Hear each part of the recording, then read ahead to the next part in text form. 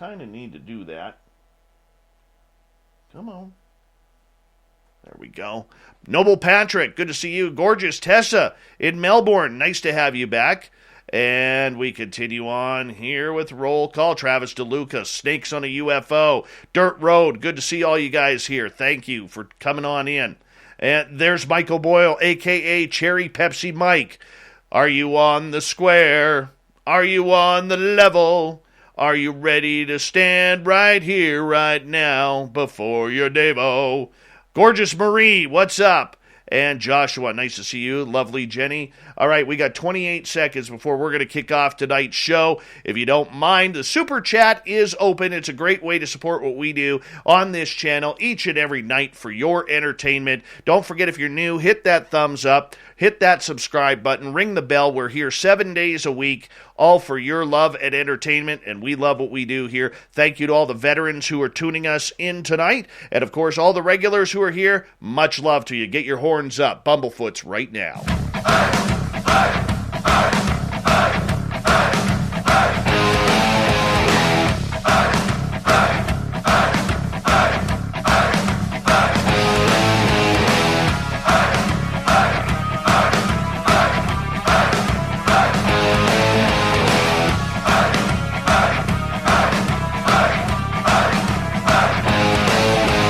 From the mountains of central British Columbia to you listening around the world, this, my friends, is Spaced Out Radio. I am your host, Dave Scott, sitting in the captain's chair of SOR headquarters. We welcome you to tonight's show on our terrestrial affiliates around North America, digitally on TalkStream Live, Revolution Radio, and KPNL. All of our archives are free. Go to youtube.com/Spaced Out Radio. Do me the favor, hit that subscribe button. You can follow us on Twitter @Spaced Out Radio and on Instagram, Spaced Out Radio Show. Our website is spacedoutradio.com. We have a plethora of features for you, including rocking out to Bumblefoot and reading up on Captain Shirt's SOR Newswire. We got new swag as well. Tonight's show is brought to you by Chive Charities. Help make the world 10% happier by visiting Chive Charities today. You can find them on our website. Wow, we got a great show for you tonight. Alison Oborn is a Southern Australian author, radio personality, paranormal researcher, and tour operator. And she loves her paranormal and ghost chasing. She runs Adelaide's Haunted Horizons Ghost Tours, a tour business that could take you to some of the most haunted locations in Southern Australia. Born in a haunted house, her life was full of questions. And in 1988, she decided to find the answers to those questions by researching the paranormal. And tonight, we're going to find out all about it because, you know, everything literally wants to kill you in Australia. You can't go in the water. The jellyfish and sharks are there. Can't go on land because kangaroos will rip your face off. And the koala bears, they look cute, but they're vicious. Can't go in a lake to swim because you got crocodiles, you got bull sharks. It's a dangerous place. Dangerous ghosts. Allison, how you doing? Welcome to Spaced Out Radio. Oh, I got you on mute here. Hold on. That's my fault. There we are. How are you? I'm good. That's probably why we've got so many ghosts. Because the animals, the wildlife just keep killing everybody. That makes sense. I never thought about that. You know what? It's a dangerous thing, ghost hunting down there with everything wanting to kill you. It's not the ghosts you have to be afraid of. No. So it's when you're out there looking for the snakes and the spiders, it's what you have to look for. Yeah, I don't appreciate that. You know, that honestly, that's going to keep me right away from there. You know, I always wanted to visit Australia. It's always been on the bucket list of places to go. But you know what? I'm a target. Animals, sharks, they'll look at me, and they'll look at me, Allison, and say, that's a meal.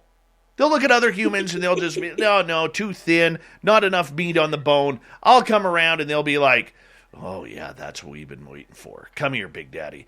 Let's do this thing. Come for dinner. I'm not taking that chance. Just not taking that chance. Uber Eats has arrived. Exactly. It's not a fun position to be in right now. Not fun at all. But I want to say thank you for coming on the show, because we don't do a lot of paranormal shows here, Alison. So when my team books one, they look for some real awesome stories, and we've heard such good things about you and what you're doing down there that it's just incredible to have you on. Let's go back to 1988, and even before that, what really got you into this entire field that we call the paranormal? Like a lot of people, I was born into a haunted house. And it terrified me, absolutely terrified me. I was still sleeping with my lights on in my bedroom when I was in my 20s when I met my husband. But it's like a moth to the flame. What was it? Is there a natural explanation? I went into it to find just as much a natural explanation as a supernatural. And yeah, it was just a lifelong draw card for me, and never thought it would go as far as it has. So take us back to this haunted house you grew up in. What was happening there? Well, it started before we even moved in. The backstory to it was a gentleman that lived there, and he came out of a pub one New Year's Eve, and we don't know whether he was mugged or whether he was drunk and fallen over a wall, but he ended up with head injuries. So he passed away in hospital. He was alive for about a few days in hospital, then he passed away. And then his wife sold the house to my parents because she couldn't live there anymore. Now, she said that she couldn't sleep upstairs because she said it felt like he was putting his arms around her all the time. And that would be nice, but when you've got somebody who you can't see and it's passed away, it's just a little bit unnerving. So she sold the house to my parents, and my parents went away on their honeymoon, and my grandparents decided that they would actually try and decorate the house for them as a surprise, which I hope my in-laws never do for me, but there you go. So they would go in there, they'd try and paint the place, and they'd put all the tin lids back on, and then they'd come back the next day, and the paint would be all over the floor. Everything would have been thrown around. Now, this is in a locked house, so whether somebody just didn't like it either, what they were decorating, I'm not sure. But then we were born, and the kids were having a hard time of it. My sisters probably had the worst of it because they're 10 years older than me, so they have a clearer memory. But they were seeing disembodied eyes in the corner of the room. So no body with them, just the eyes in the corner, and they would move across the room, which would absolutely terrify them.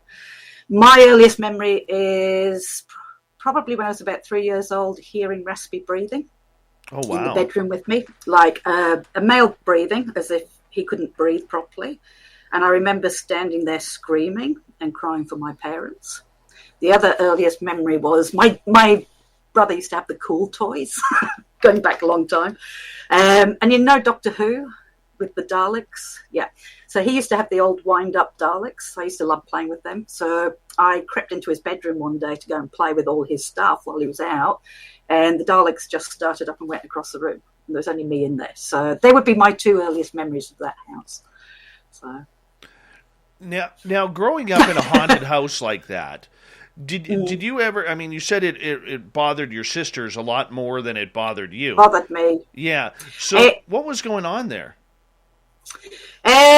Look, I just don't think he wasn't bad. I think he just didn't know why we were living in his house. He never came out of unconsciousness, so I guess he was still in shock. Well, I'm going to say it was a ghost. My mum actually did see him at the foot of the bed. Actually, I can tell you. Do you get the Blackadder over there? No. Series with it's a comedy show.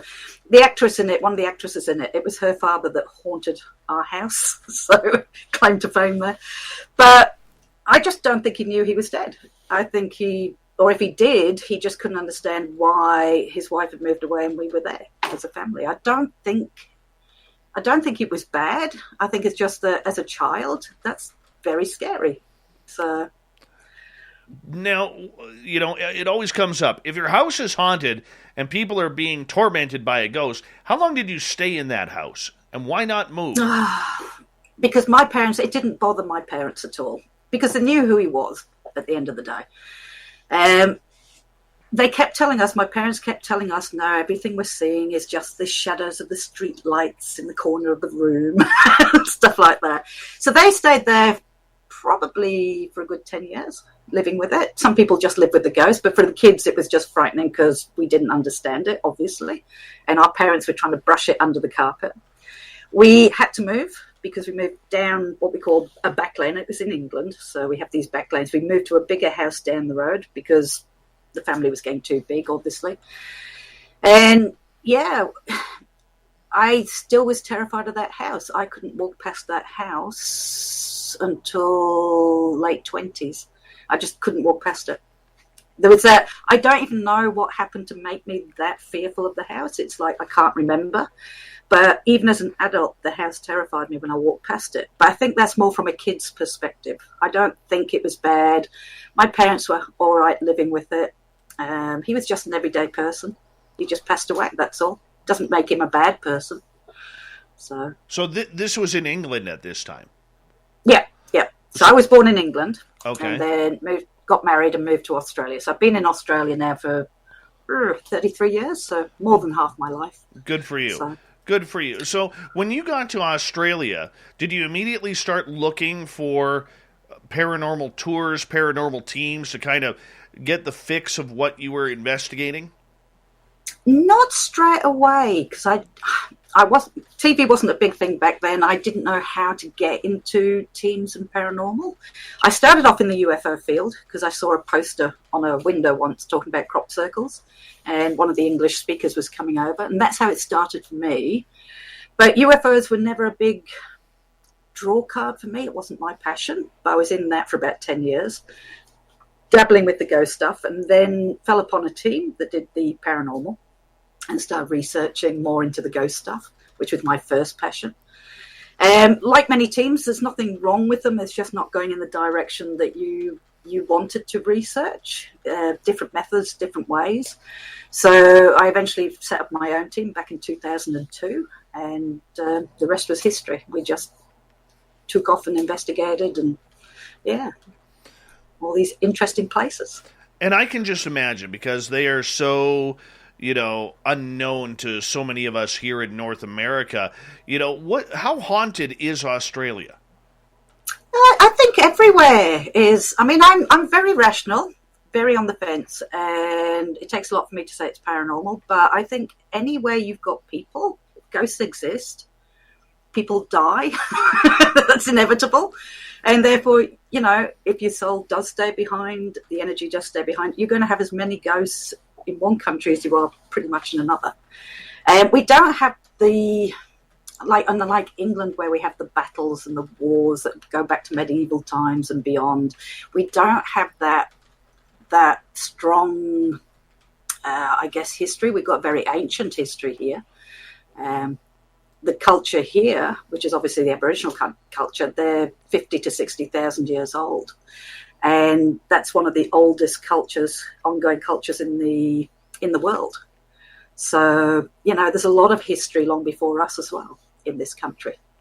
Now, you've been investigating since you landed in Australia 33 years ago, and for a lot of us who may not have ever traveled there or really unfamiliar with the type of history that Australia has, especially with its paranormal. I mean, we hear more about it regarding UFOs and Pine Gap and all the mysteries that seem to be surrounded there. When you look at the, here in North America, you look at the settlers, you look at, the pilgrims, you look at the cowboys, the First Nations people, and the indigenous tribes that were nearly wiped out in battles and of all over time, over decades and centuries. Over there, what kind of history are you dealing with when it comes to the ghosts? Look, it's a very similar history. Obviously, white Europeans discovered, which it's a bad word to use, we discovered Australia, but there was already the Aboriginal people here, the indigenous people here. And as I said, they're the oldest culture, continuous culture in the world. They've been here 50,000, 60,000 years when we discovered Australia. So, I mean, pretty much, and it's an awful thing. We would have done, the white Europeans did exactly the same here as they would have done in America with the indigenous tribes there. So there is that bad history there. Obviously, then we sent convicts out here, going back into white European settlement. A lot of it was sending convicts out to Australia from England. We were sending anything from a loaf of bread to just send them out to this country. And the jails and the prisons back then and the penal colonies, they were pretty brutal. So there was a lot of death in those places, a lot of mental health. Asylums had to be set up. So pretty much it's going to be very similar to your history in that respect as well. So yeah, and I can see that and I can understand that, because we all want to, try and say, oh, my place is more haunted than yours or something along those lines. But as someone who is a 3-decade veteran of looking into the paranormal, have you got a lot of good evidence over there and a lot of good communication with these ghosts? Evidence is, I don't like to use it as evidence. We've got some curious stuff. How do you prove it's a ghost? It's like, yes, we've had some interesting stuff happen. Yes, we've caught it on video.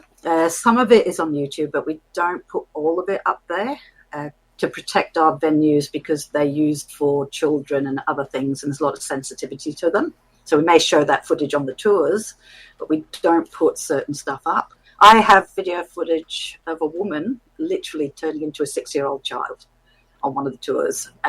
We didn't know. We'd been operating in this place for 3 years, and people have been saying they were seeing a child, but we didn't know we were dealing with any children there.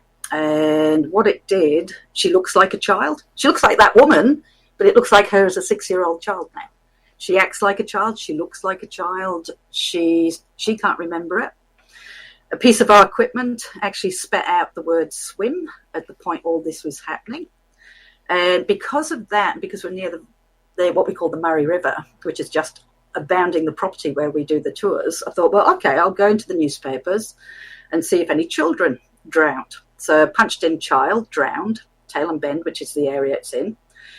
Boom, straight away, an old newspaper article came up from 1918. He was nearly 6 years old.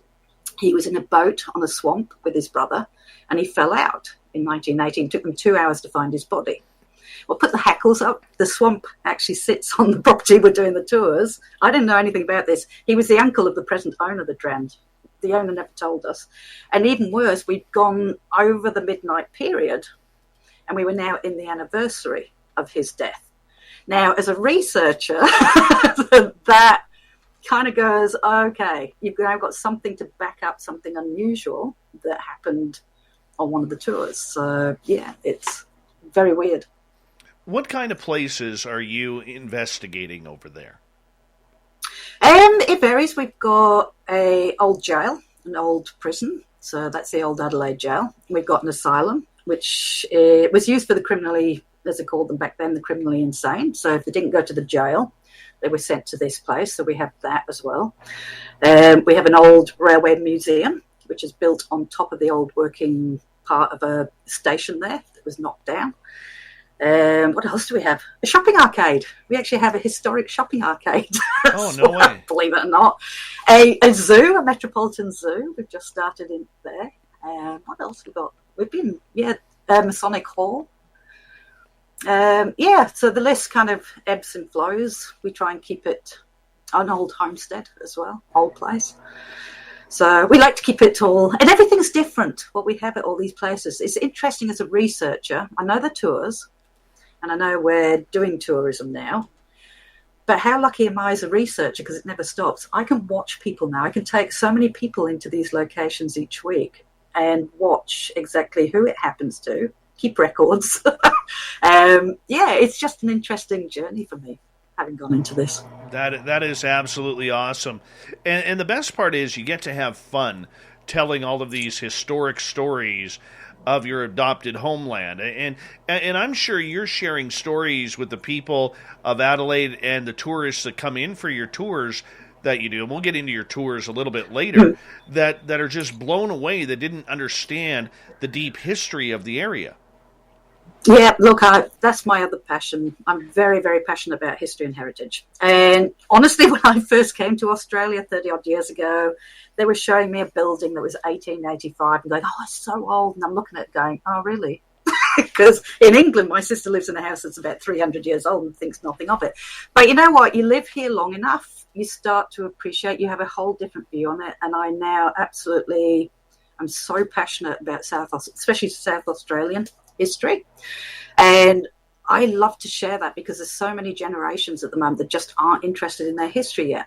And the history is really amazing. I'm more into people history, like the stories behind the hauntings, but that leads to learning about the patients in that asylum, studying the prisoners that were in the jail, and their stories are a lot more exciting. Sometimes history and heritage can be more exciting than the actual ghost stuff. So, and it's just trying to get a generation really to care about their history and heritage so that we don't keep knocking it down and losing it. And the ghosts are a good way to do that. It's a good way to bring them in. And they just stand there and they go, I didn't even know this was here. And it's just, they get that appreciation for it. So, is there a lot of interest in the paranormal over there? Yeah. Yeah. We've been flat out. So I so many different, and people say, well, what type of people come? It's so vast. People are very interested. Of course, we're getting the American TV ghost hunting shows here as well. So that's got a big following over here. So people are getting more and more interested in the paranormal.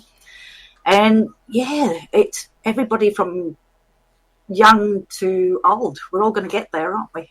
We're all going to get to that point one day.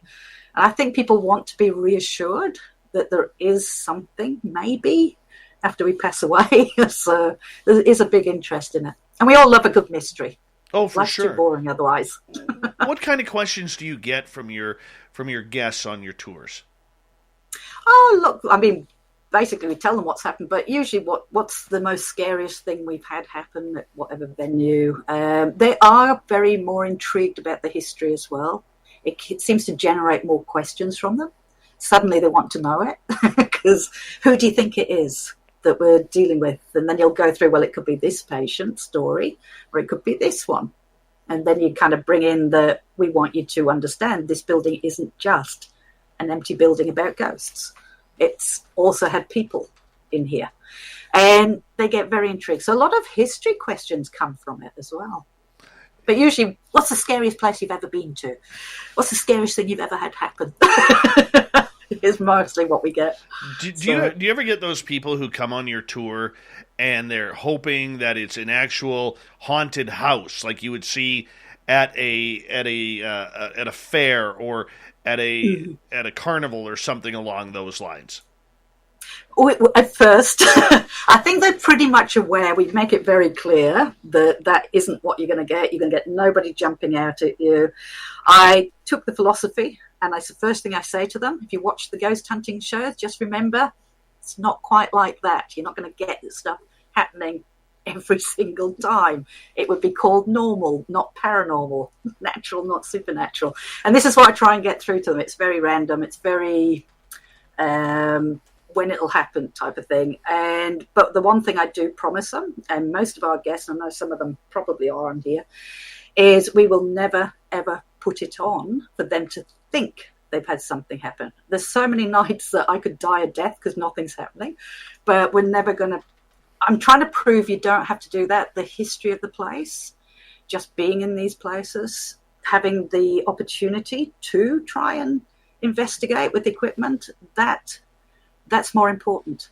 And I think they appreciate the honesty.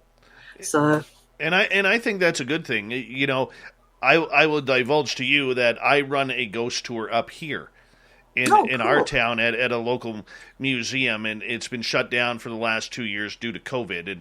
And you know, our museum is a non-profit, doesn't get any government funding as a historical site. And in the 3 years we ran it, we raised over $14,000 for the museum. And I don't know if we're going back or not because there's some real idiots that are on the board of directors there. But, you know, the main thing is these tours are a lot of fun. It's great education. We'll talk more about that when we come back. Alison Oborn, Haunted History of Australia down in Adelaide. We're loving her tonight as we talk ghosts all night long here on the mighty SOR. We'll be back with more Spaced Out Radio when we return right after this.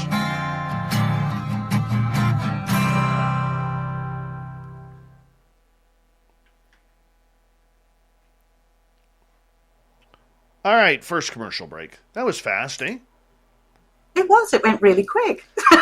That's what we do around here. So I know we have a lot of new listeners in our chat room right now and a lot of unfamiliar names.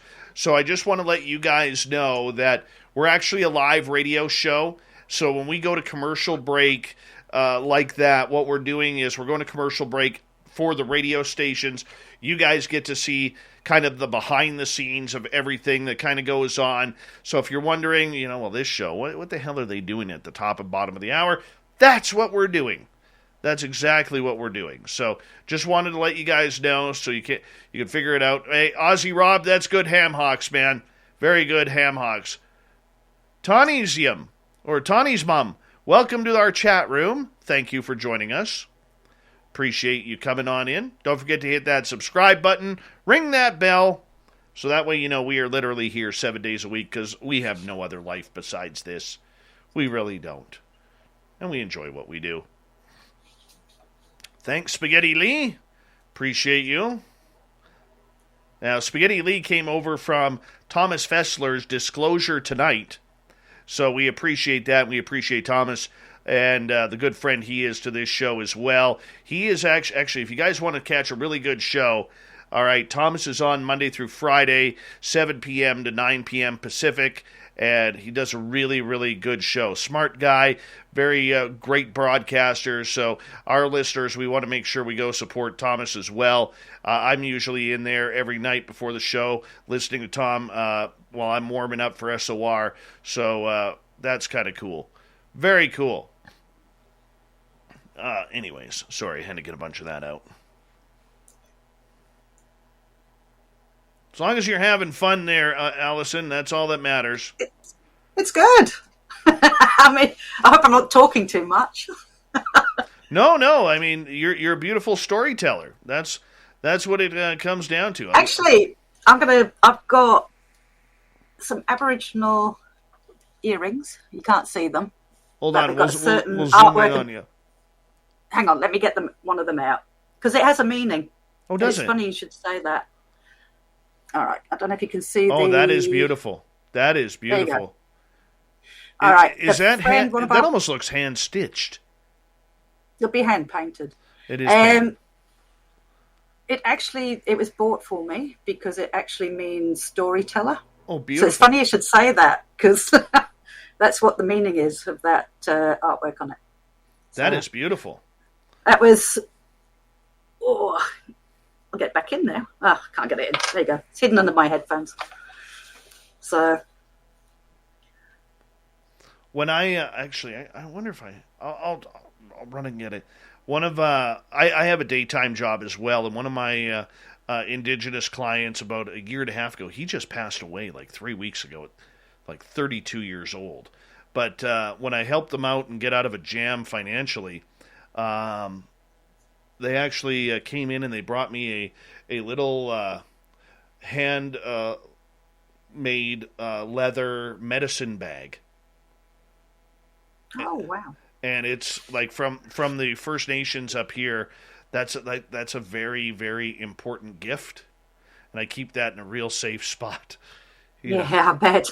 Oh, yeah. Hi, Thurston Howell the Third. Hi, Zero Cool. How are you? R&R, good to have you back. And R&R, I'm going to tell you something. The first half hour, I ask a lot of soft questions because there's a lot of people like you who don't want to miss all the good juice. And that's why we wait till the second half hour before we start turning the show up. So that's you didn't miss much, just more of the introduction of everything. Hi, Sandra. Hi, Sandra. Hi, Sandra.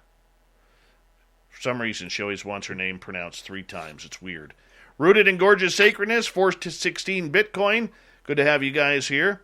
Mr. Moocher, nice to have you back. We're packing in here. Lots of room left. Lots of room left.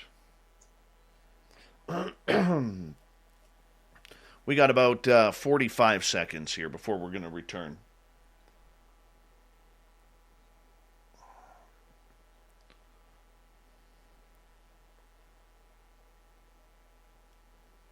I want to say a big thank you to Ozzy Steve, Spooky, Cat Chaser, Kaysen, and Smithy for the awesome super chats tonight. Really do appreciate the love and support of Spaced Out Radio. The super chat is a great way to support what we do on a nightly basis. Also, don't forget to check out our website, spacedoutradio.com/shop. We got some great swag in there, including Chad Smith t-shirts. Yes, you can be like Chad Smith as well, everyone. So make sure you check it on out. Hi, Magic Maiden. Good to see you. Here we go.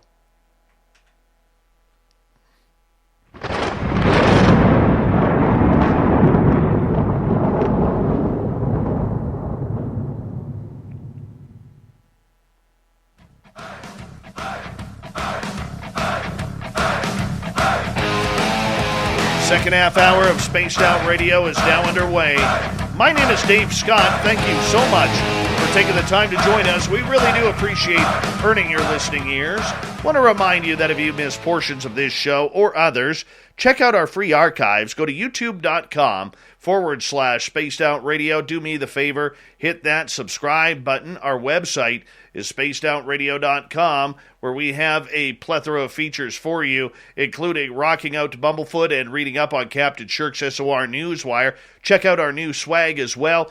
And follow us on Twitter at Spaced Out Radio and on Instagram, Spaced Out Radio Show. We continue on tonight. We head down under, where ghost tour operator Alison Oborn is here with us tonight, and she has a beautiful tour out of Adelaide where literally she takes people on ghost tours, and I'm excited to learn about this because I've done ghost tours before as well. And, you know, the one thing that really resonated with me the last half hour, Allison, that you mentioned was the fact that you have to go through this spiel every tour where you're literally saying, look, if you've seen what you see on TV, it's not what's going to happen here, because literally they take 4 or 5 days of shooting and bringing it into 43 minutes. And no, we don't have people hiding behind walls ready to go boo or to scare you. This is the real deal. So when people hear that speech from you and they're coming on your tour down in Adelaide, does it really set the tone that this is the real deal, that they're not playing some kind of childhood fun game here? Yeah, I mean, there's still, it doesn't matter how many times you say it, that the reality of seeing a ghost on a tour is kind of not big, like not huge. You'll have occasionally things happening around you. But you can say that. You can say it's not like the shows. I'll say to them, who here watches the ghost hunting shows on TV? And all these hands will go up. And you'll just go, oh. They're the bane of my life. Let me break your heart right now. And then I'll explain why. But that's what I explained. They're in there for hours. You are in here for probably 2 hours, which is a blink of the eye in the time of, being in these places. So I think they get it. The occasional person won't. And you'll get your 5 stars knocked down to 3 because they didn't see a ghost. Sorry, I had to give you 3 stars. We didn't see a ghost. And, that's fair enough. I think they come with this huge expectations from the movies and the shows. But, yeah, no, they do. Once they realise there's still a little bit, obviously, the old style of ghost tours was you always put something on, you always had something happen. And I guess people have to get over that distrust, if you like, that if you've got a bang or something like that, then obviously you've got somebody hiding doing that. So a lot of the time I'll let them walk around. We give them free time so they can go and search the building, go and look and have a feel of the building before I tell them the stories. And, yeah, just so they can reassure themselves as well, we don't have anything set up. You're probably going to go home kind of just enjoying the history in the building and the investigation. So keep it real. It's far more exciting when you have something you can't explain. If you are really, really sure that the people aren't putting it on. And this is kind of what we're trying to foster. And we've been doing it 11 years with the public, and yeah, it's always been that way. We had a story of a pair of ladies who came on our tour. and the one was really into the television shows, and the other one was a retired school teacher who didn't believe in the paranormal, didn't believe in anything, thought it was all a bunch of crap, but she came to support her friend because her friend didn't want to go alone on the tour. So we have on our tour, I don't know if you do this or not, but our tour guides are not allowed to take photos. All the photos that we get, we allow people to take pictures of everything.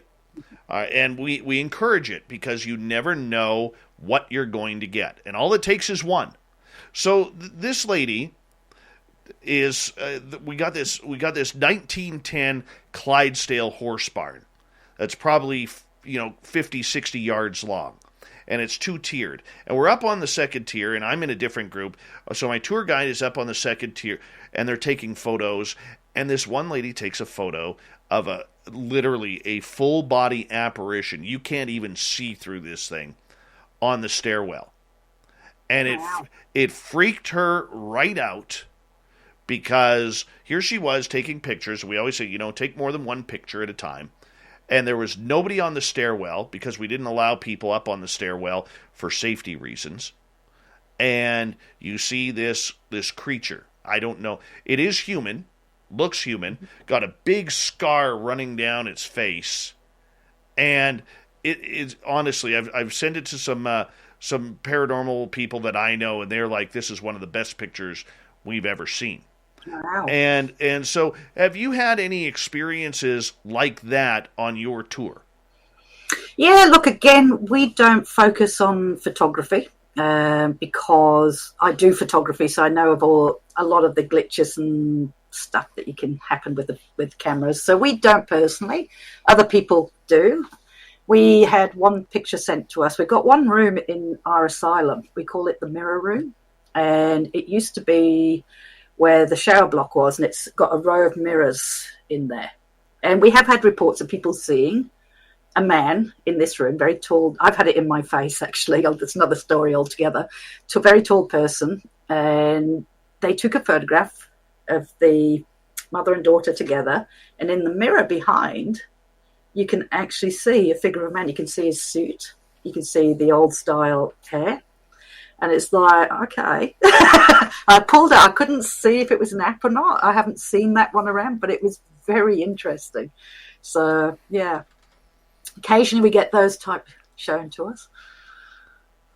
Yeah, that's incredible. I'm just pulling up the photo here for our YouTube and Twitch users. So on the radio side of things, what you're looking at, or what we're looking at, is a barn photo of the gentleman on the stairs. Now, you can go check that out on our Facebook page. It is there, and if you want a copy of it, we can put it on social media.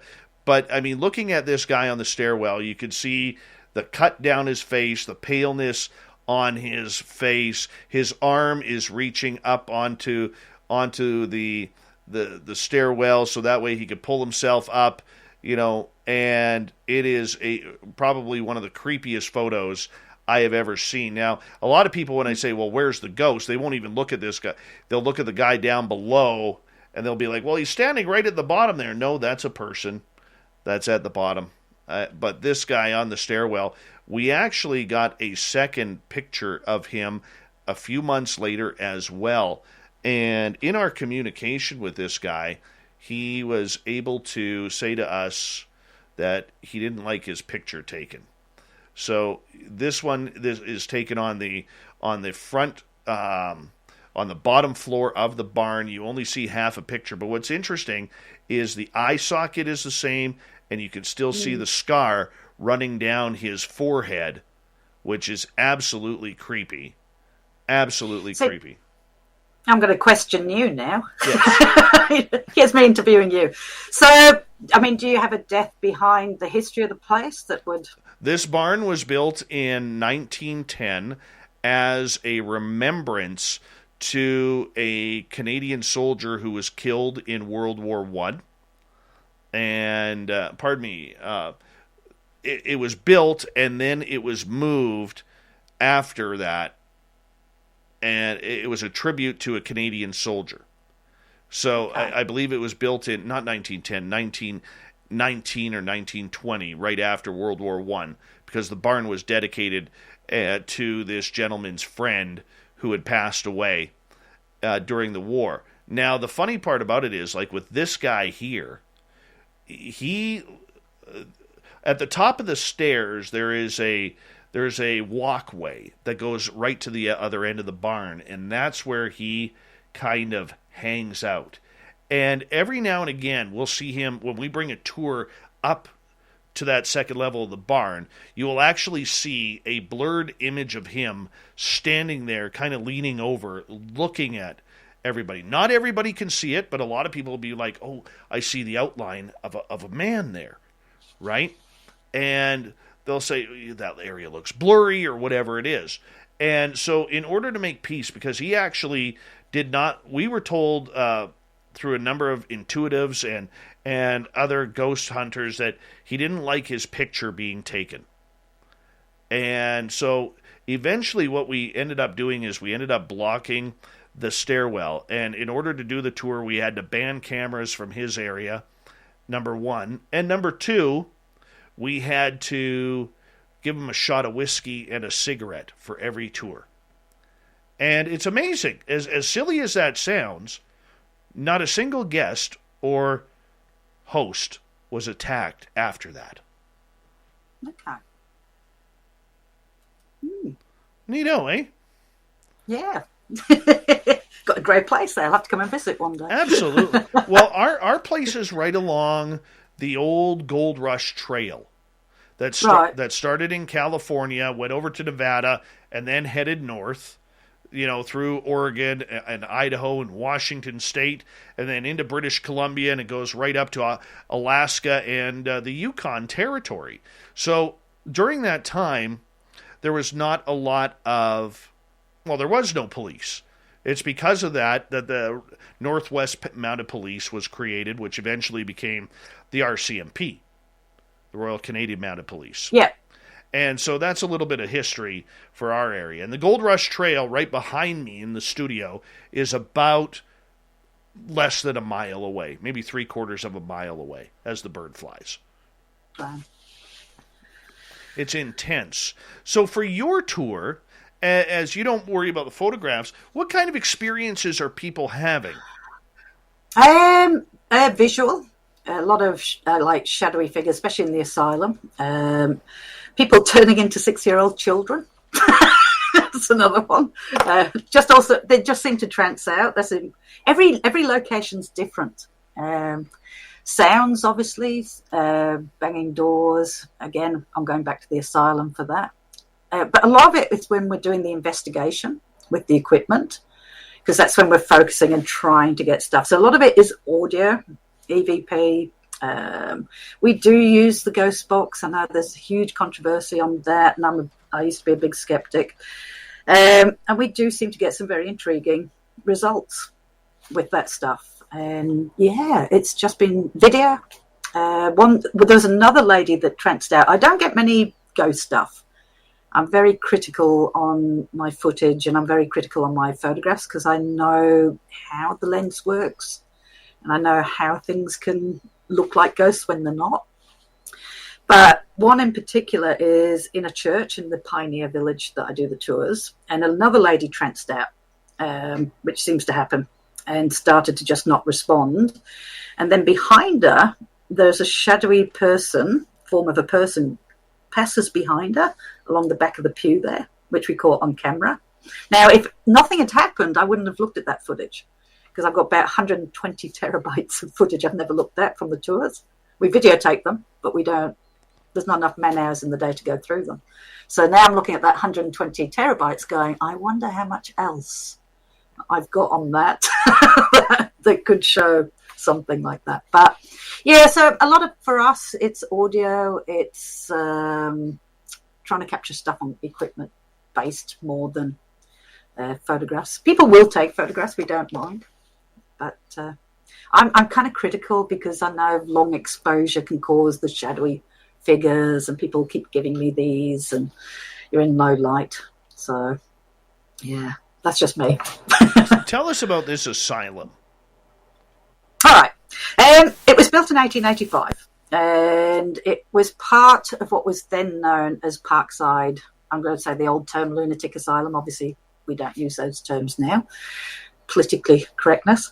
It was built at the back to keep the worst of the worst away from the rest of the patients. So if you committed a crime, and you didn't always have to be found guilty of it, if they deemed that you did not understand your court case, then you would be put into this building as a criminal, but a criminal with obviously a large mental health issue. It was male most of its life. There was no females in there, so it was male patients, male nurses. A lot of the patients were in there for violence against women as well. It was, you had the murderers, the wife killers, you name it. And it was shut down in 1973, and then it wasn't really used for about 20, 30 years. And it's got what you call a ha-ha wall around it. Now, that's a wall that's twice the depth on the inside than it is on the outside.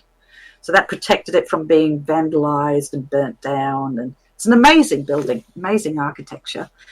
And yeah, I asked if I wanted to get involved in raising money for heritage projects for it. I'm on the heritage committee for that building. So we thought, you know what? Ghost tours are very popular everywhere else. And I suggested it. What really meant was I wanted to come in, see if there was anything there. It's like, but we couldn't do a ghost tour because we couldn't make anything. I won't make anything up. So we couldn't just do a walk around ghost tour telling ghost stories. There wasn't any. And we were perfectly honest. We put it out there in our advertising. Is it haunted? We don't know. Do you want to find out? Basically, can we promise you a ghost? Nope. Do you want to find out with us? Hell yeah. So we could just do investigations with the public. And we had so much happen in the first 10 weeks that I could do an 80-minute tour. And 7 years later that we've been there, it's just, I could talk for hours on that place. It's challenged me as a rational person. It's probably one of the ones that has challenged me the most. So now we also chose, it doesn't just, we also chose to support what we call Beyond Blue here, which is like Lifeline, which is for mental health issues.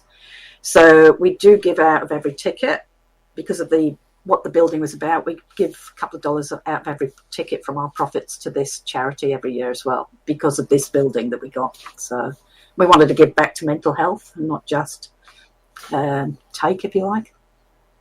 So what kind of ghosts are you seeing or having interaction with at this asylum? Wow. It varies. Most of it is more, you get the feeling that it's curious. The ones that most people are seeing, and the one I've seen it 6 times, and I don't see ghosts very often. 30 years doing this, and probably about 10, 15 times I could say wasn't a person. I was doing a tour one night, and we do it without lights and torches when we're doing the stories because there's enough ambient light. And we all become silhouettes.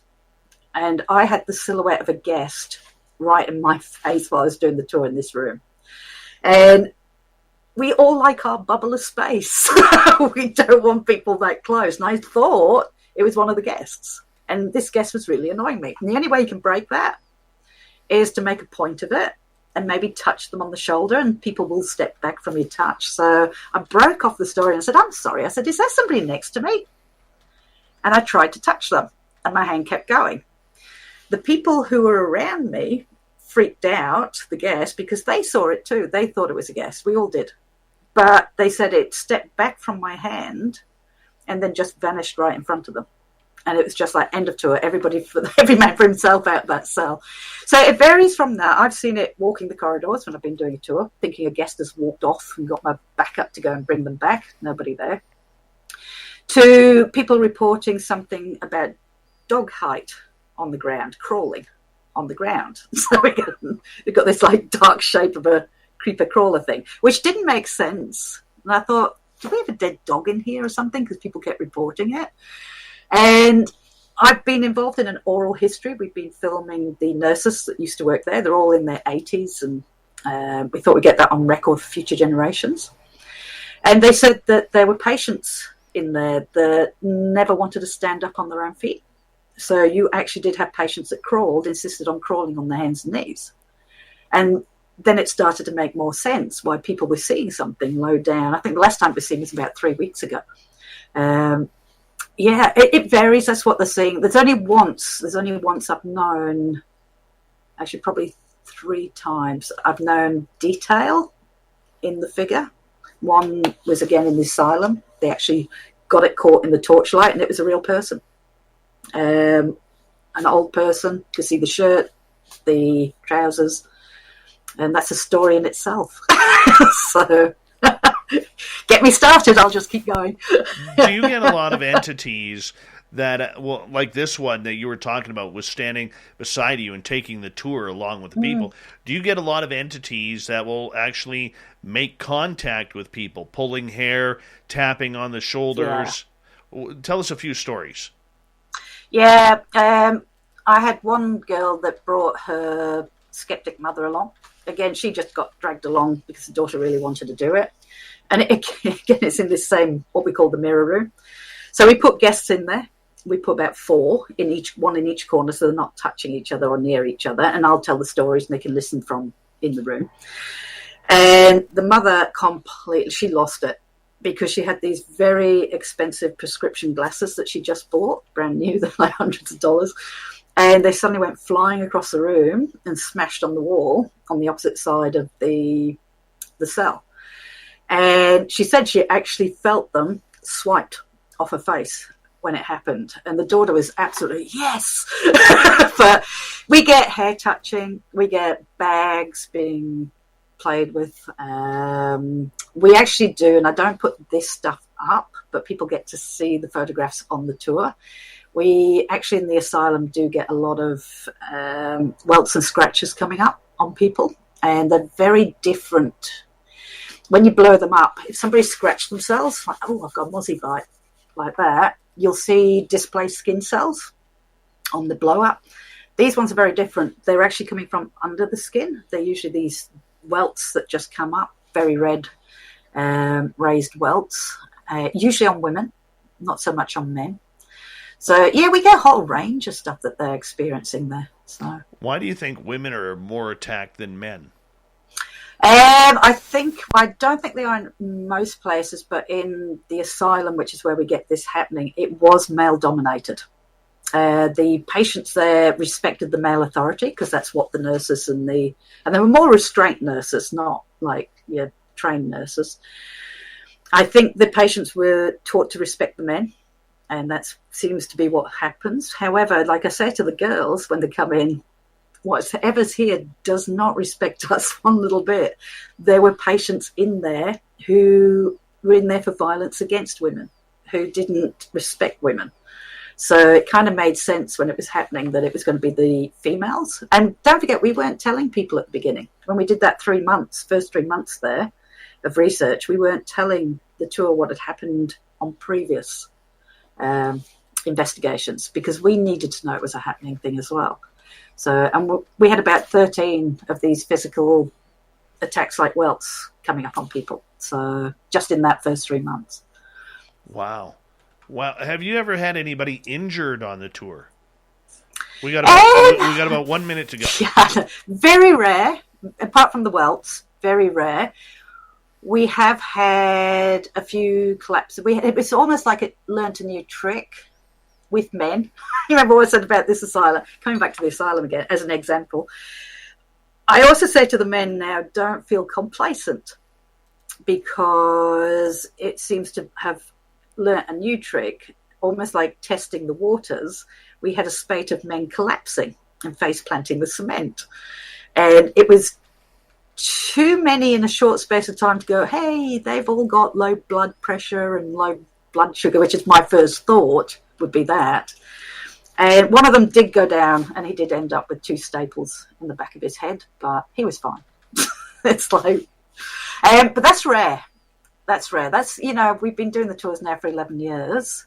And at the end of the day, most of it is just benign, curious, just they are as curious of us as we are of them type thing. So very true. Very true. Alison, I'm going to get you to hold on right there, because we are going to go to break here at the top of the hour. 1 hour down, talking haunted Australia, down in Adelaide, where the ghost tours are filled with ghosts. And Alison Oborn, our guest tonight, gets to have a lot of fun taking people on these tours. More Ghost Talk with Alison Oborn next on Spaced Out Radio as we kick off Hour 2.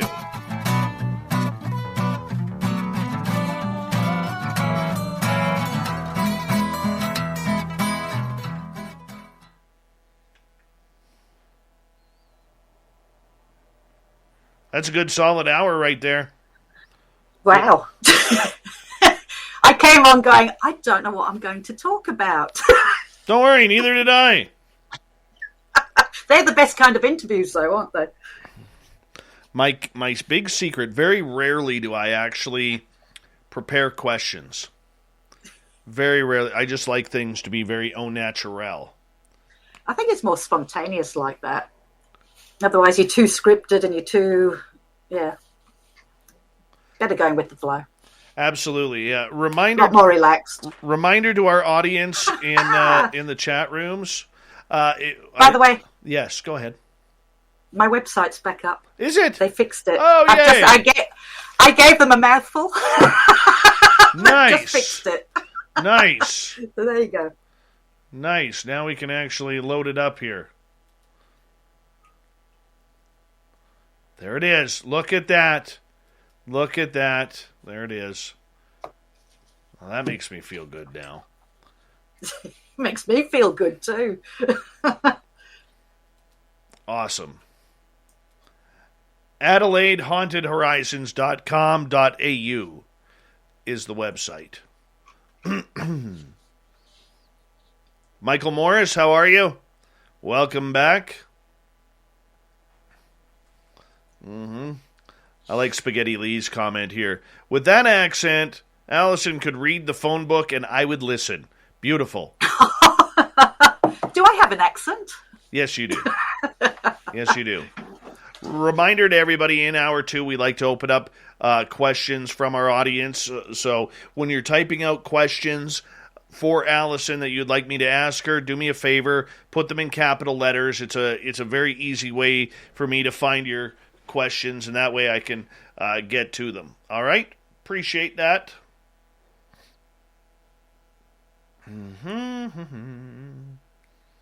Phil Tan, I know you had a question there.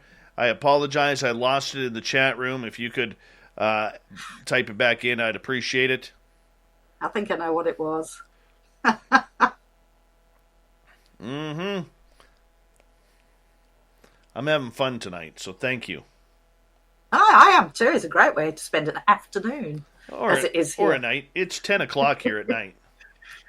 2:30 in the afternoon here. Very cool. I'm probably more awake than you are. Probably. I've been going since 7:25, 7:30 this morning. Behoff, how you doing?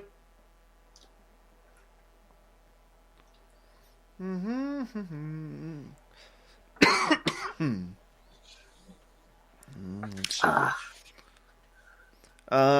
Adelaide _haunted_tours, I believe, is your Twitter account. I don't go on Twitter very often, guys. I must admit, it's occasionally I go on. The ones we normally do is YouTube, Facebook, and Instagram.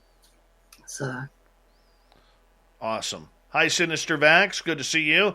Gary the Dutchman is here. He's wondering who's buying Mighty Moose beard oil before Halloween. Remember, he's Dutch, and he hates giving a discount because he's Dutch.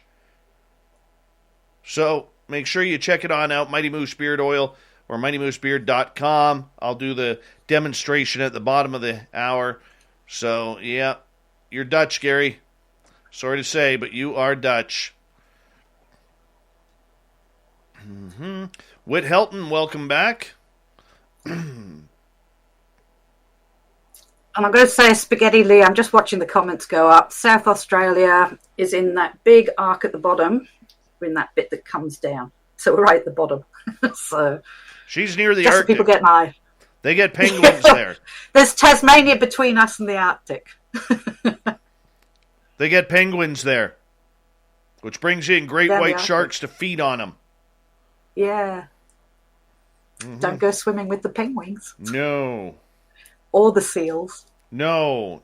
Just don't swim in the ocean around Australia. Because if it isn't a saltwater croc, it's a tiger shark, a bull shark, a great white shark, and anything with teeth that is going to eat you. And don't forget the jellyfish. And the jellyfish. Yeah. And the poisonous octopuses. And the octopus. There's nowhere safe in Australia. Nowhere.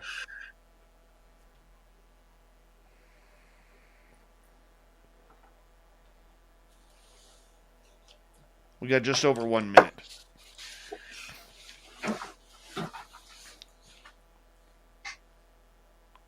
And Aussie Rom says, and then the redbacks are on the toilet seats. That's just terrible. You can't even go to the bathroom properly in Australia without some snake tickling your hiney or spider trying to bite you. It's horrible. You get very fond of the spiders. No. You give them names. No. I haven't got one around. Usually I have one in my office that's probably about the size of my hand. No. Terrible. I called one of them Sammy. I think the last one I had that lived here was Sammy. Biggest I get Daddy Longlegs. So they're about that big. But their body is about that big. All right. Big thank you to Aussie Steve, Spooky, Cat Chaser, Kaysen, and Smithy for the awesome super chats. Remember, it's a great way to support what we do on this show every night here on the SOR, and we're going to kick off hour 2 right now. Get your horns up.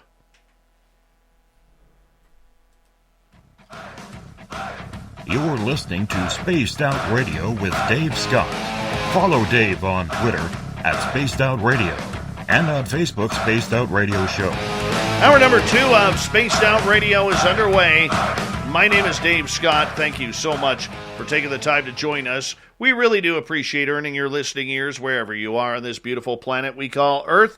Thank you to everyone tuning us in on our terrestrial affiliates around North America and digitally on TalkStream Live, Revolution Radio, and KPNL. All of our archives are free. Go to youtube.com/Spaced Out Radio. Do me the favor, hit that subscribe button. The Desert Clam has set the password for tonight in the SOR Space Travelers Club. Fanfaronad. Fanfaronad is your password. Use it wisely, Space Travelers, as the Clam sets the password each and every night right here on Spaced Out Radio. Our website is spacedoutradio.com. We have a plethora of features for you, including rocking out to Bumblefoot and reading up on Captain Shirk's SOR Newswire. Follow us on Twitter at Spaced Out Radio and on Instagram, Spaced Out Radio Show. We continue on tonight talking Ghosts of Australia. Down in Adelaide, Australia, we have Alison Oborn. She is a ghost tour director. Her website, AdelaideHauntedHorizons.com.au. And we're going to talk more ghosts right now with Alison. Thank you so much for joining us. Thank you also for scaring the daylights out of me during the break, because now behind you, I'm going to be looking for a 6-inch spider that's going to be crawling around. And I'm going to tell you, I will scream. I will scream. There's no need for spiders that big. No need. They're cute. It will kill you. I might jump on you a couple of times and try. Ugh. Not for me. Not for me. You know? Oh my gosh, I could just imagine. I really hope that thing doesn't come out. I'm going to be like this. I really do. I really do. No way. No way. All right, we were talking some ghosts here before you scared the crap out of me with that spider thing. And, you know, we were talking about the asylum. How many buildings are on your ghost tour? At the asylum, we only have the one. The rest of it has been redeveloped. In fact, the South Australian Film Corporation has got the main building of the asylum, which is kind of sad for me. But the other places, like we've got Pioneer Village, we've got 115 buildings on there to choose from when we're doing the tours. So Adelaide Gaol, they've got 11 buildings still standing in the Adelaide Gaol is complete when it's shut down, the historical ones. So it depends on your venue. We've got different buildings, different amounts, different venues. Tell us about the Adelaide Jail, because I have an interest in jails, and there's just something creepy about it. You know, my sister, she's been a prison guard for about 32 years. And I hear a lot of the weird stuff that happens there. So Adelaide Gaol was built in 1841 and it shut in 1988. So 147 years of working life. And during that time, we executed 45 prisoners there. So they still remain within the precinct of the jail because you weren't allowed to come and claim your loved one's body if they're executed. Part of the punishment was to stay within the precinct of the jail. So we do have we have 2 cemeteries there, actually, for the executed. Plenty of other deaths there, obviously, disease, natural causes, I hate to say it, people taking their own lives. So, you know, it's jails. You're going to get all of that in historical jails. So, and when we first set up the team, we approached the jail because we'd heard the stories that were coming out of it from the people who worked there. Once it was a museum. And they were seeing what they said was a guard up on the second gantry of a certain cell block. So as a paranormal team just set up, we went and approached them. And we were very lucky, right time, right place. The government wasn't interested in the building and the manager was interested in the ghosts. So we were allowed in there anytime we wanted. We had the keys and we were allowed to stay all night, which was great for researching. And we were only going to stay 3 months. We ended up staying 10 years as the official researchers there because we just had to walk away from that would have been silly. So, and eventually I wrote a book on it, Ghosts of the Past, which was based on that 10 years of research we did there. This is long before tours. I didn't get into tourism until later. But that was when I was researching. So, yeah, I've been there 20 years now, both as a history officer, heritage. It's not just about the ghosts, my association with the place. And probably the one I've got the most fondness for because of my long-term association with it. So, yeah. When you're investigating the jail, you know, do you ever get to go to the gallows where they committed or executed the death penalty? And what's that like in there to go into that area? That's got to be creepy. We had 2 or 3 different hanging areas or execution areas. The hanging tower that we have the gallows in now, in reality, there was only 4 of the 45 that were executed in there. But you do get in there, you do get to stand on the trapdoor because it's all open to the public. Even if you go during the day, you can do all this. It still has a lever that you can pull that the executioner would have pulled in his room. So the other place where we did most of the executions, which is the most haunted building in Adelaide Gaol, 21 of them were done there. So you get to stand under the trapdoor. It's above you at that point. So, but yeah, now you get to visit those places. You get to walk through the cemetery to see where Murderers Row, that we call it. They were only ever executed for murder. And it was always by hanging. So, do anybody on the tour, or has anybody on the tour ever seen the bodies hanging? No, we have heard what sounds like the trapdoor going out. That would have gone, when that trapdoor went, it would have gone with a massive bang. When we were researching, not so much on the tour, we had just come out of the new building where they did the 21 executions. And as we walked out as a paranormal team, all we heard back in that building was bang. And it reverberated, echoed through the whole building. Could you hear it? It's like, wow, that was weird. No doors had slammed shut, no wind.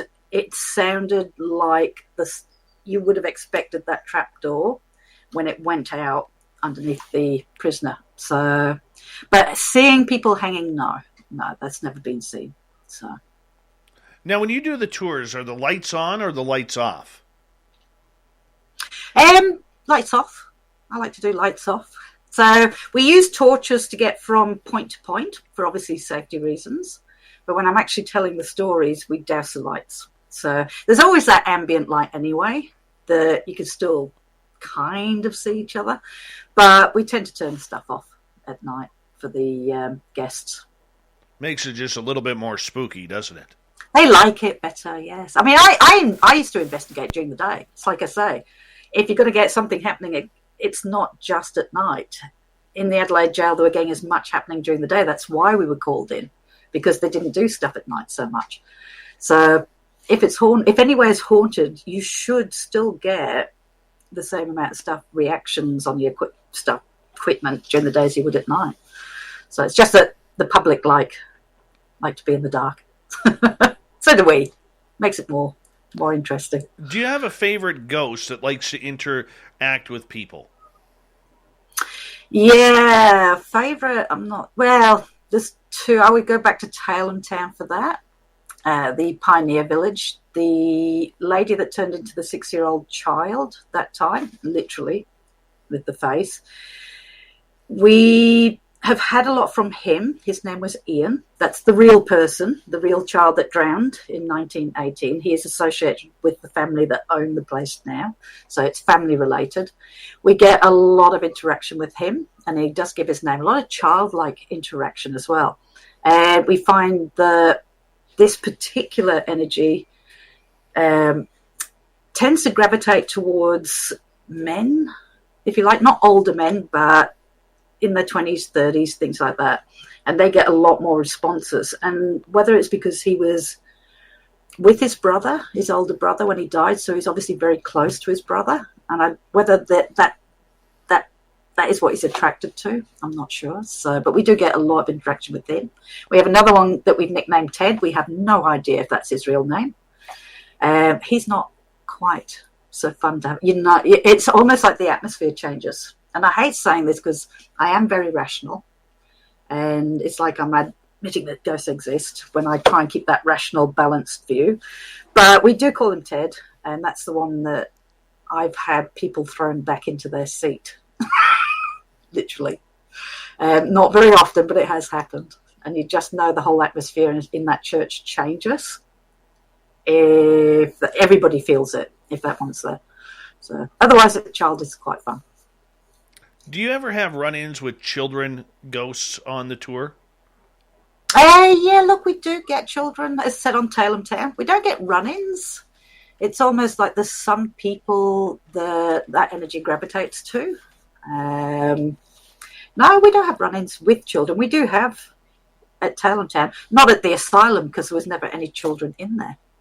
But I do like to remind people, we don't know. I've been doing this for probably 30 odd years, probably all my life, but I still can't tell you and prove to you that ghosts exist. I can give you a few stuff that has been very curious, but I can't prove to you that it was a ghost.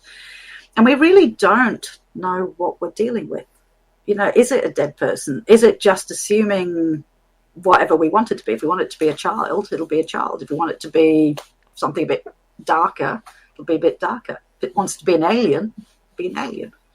I don't know. I always say I'm not an expert after all these years. All I can say is science hasn't explained everything yet. It's like a lot of stuff I go, whoa, hang on a minute. And I will try and rationalise stuff first. What we're dealing with, I haven't quite made my mind up on that yet. I'd like to think it is that our consciousness continues and we become something after we die, because that's reassuring to us all. So, yeah. But no, children ghosts. Tailem Town, yes, it's been non-hostile. It's been quite playful. We're all very fond of what's there. So...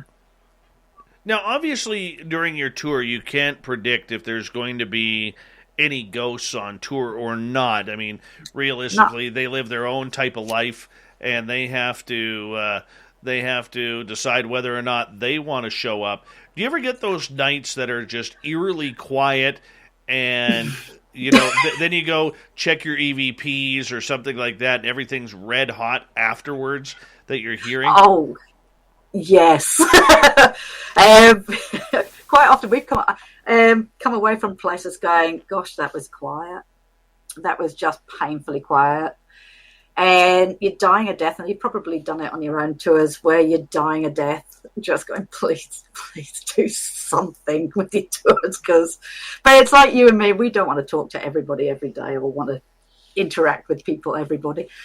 But yeah, you'll go back, and more so on our investigations without the public, we'll go back and we'll go through it, and it's like, oh my God. One of them was actually in America. We did the Villisca Axe Murder House, because I tend to come over to America and hire places once a year, which we haven't been able to do because of COVID, obviously. And one of them was Villisca. And I honestly didn't think we had anything. I sat there. I didn't feel right in the house, mainly because of its history, not so much the ghosts. It just felt wrong. And I took all that home. And I didn't go back on the footage for about 2 years, I reckon. It's been sitting on my computer. And I finally thought, you know what, I'll do a little episode thing on it. EVPs, I didn't even put them all on the video. I only put the kind of the clearer ones on there. But it was almost like there was constant whispers in that house. And it was just, we thought nothing. That's why I didn't look at it. I thought, well, that was quiet. Well, not bother looking at that. So, but yeah, it does happen.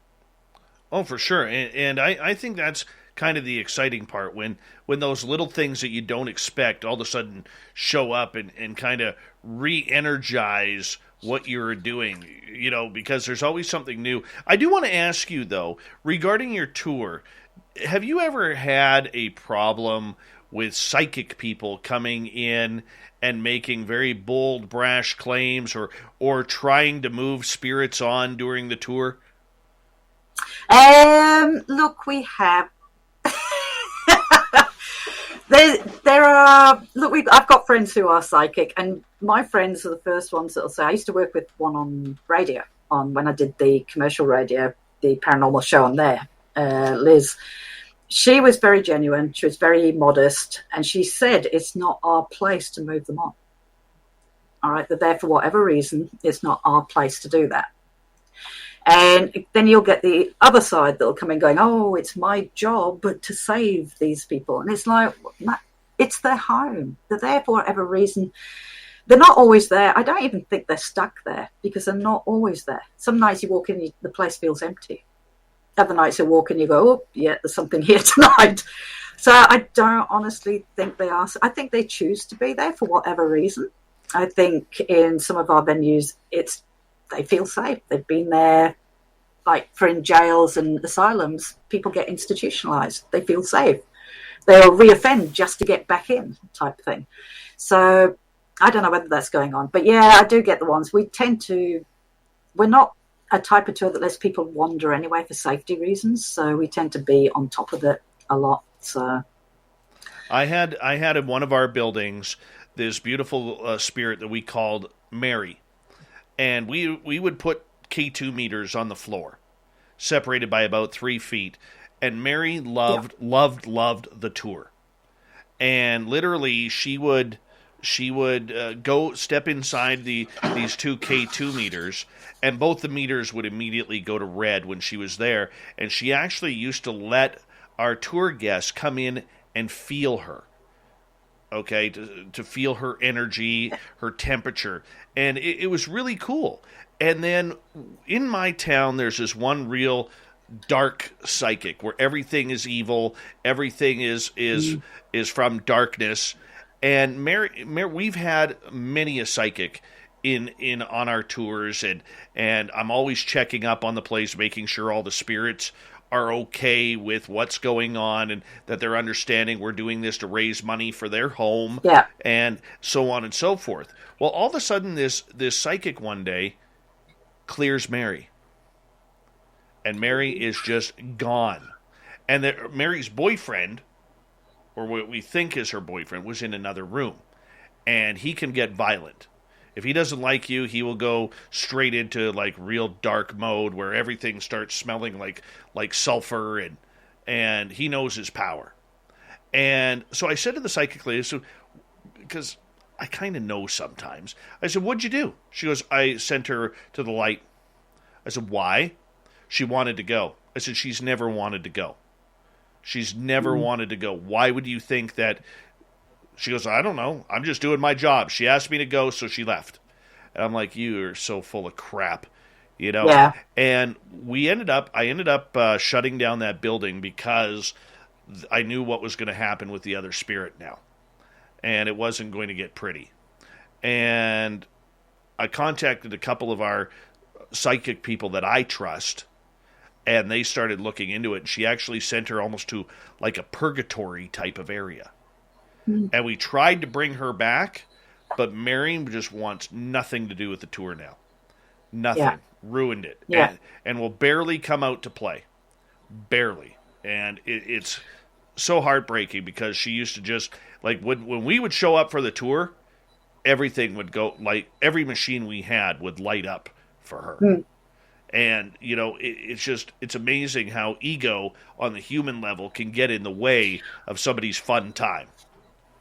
It's what comes, I've always said that's what it comes down to, is the ego.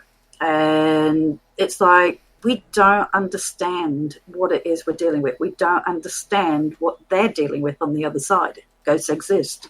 All right, how do we, and it's a question I've always asked myself as well. How do we know when psychics are sending things off to the light? How do we know where they're being sent? We don't understand it. So they're there for whatever reason. And the good psychics that I've talked to, that I'm good friends with, they agree it's not our place. They're there for whatever reason. So I could be wrong. We could all be wrong. But there you go. Very, very true. KF in our chat room has a question. Alison, have you investigated anywhere else in Australia? Example, quarantine stations, most haunted house. What's your take a tour around Australia for us? All right. Yeah, we've done the quarantine station, if you mean Sydney. Manly one, we've done that. We like to do what we call on the road, which is free live stream investigations for you lot to listen to and watch on our Facebook page. So we have been pushing a lot, going to new places. We've done theatres, we've done hotels. We've just come back from a place called Melrose, which is in the southern Flinders, where we were invited to do a old museum that was actually once a police station and lockups, hotel there. Mount Gambier Jail. So, yeah, we do get around. We're not just... We do the tours in our venues, but we're still investigating. And, yeah, we've been pretty much a lot of the big places, Beechworth Jail, Beechworth Asylum, Arradale, J Ward in Ararat. We get around. What is the most haunted location you've investigated? I hate doing that. I'm one of these that I don't like that tag. It's most haunted here. This is the most haunted hotel in the country. Because how do you quantify that? I may have only gone in for one night, got nothing happening, but it doesn't mean to say it's not haunted.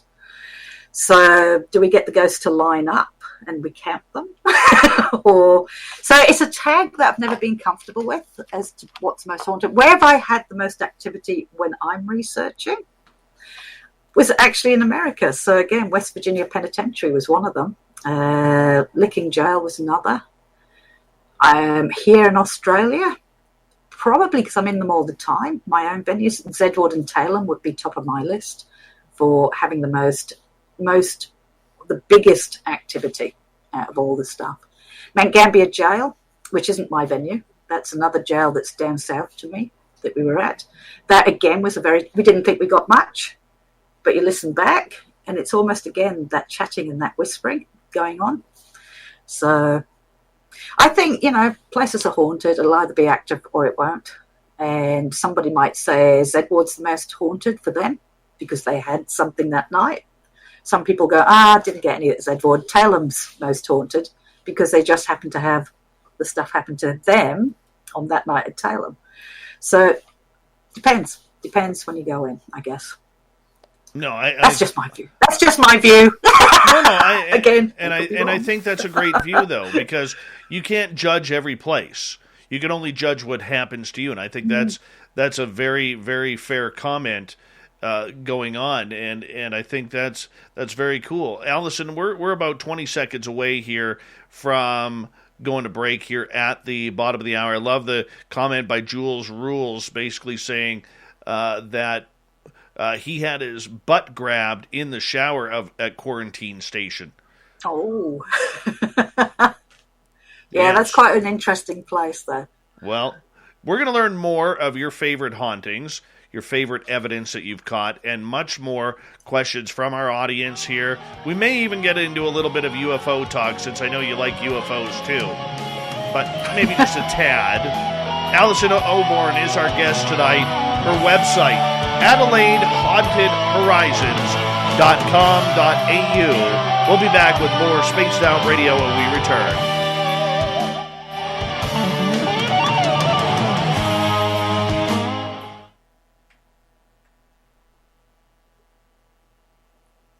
All right, we're clear. Excellent. Guess more dry mouth after talking. Excellent.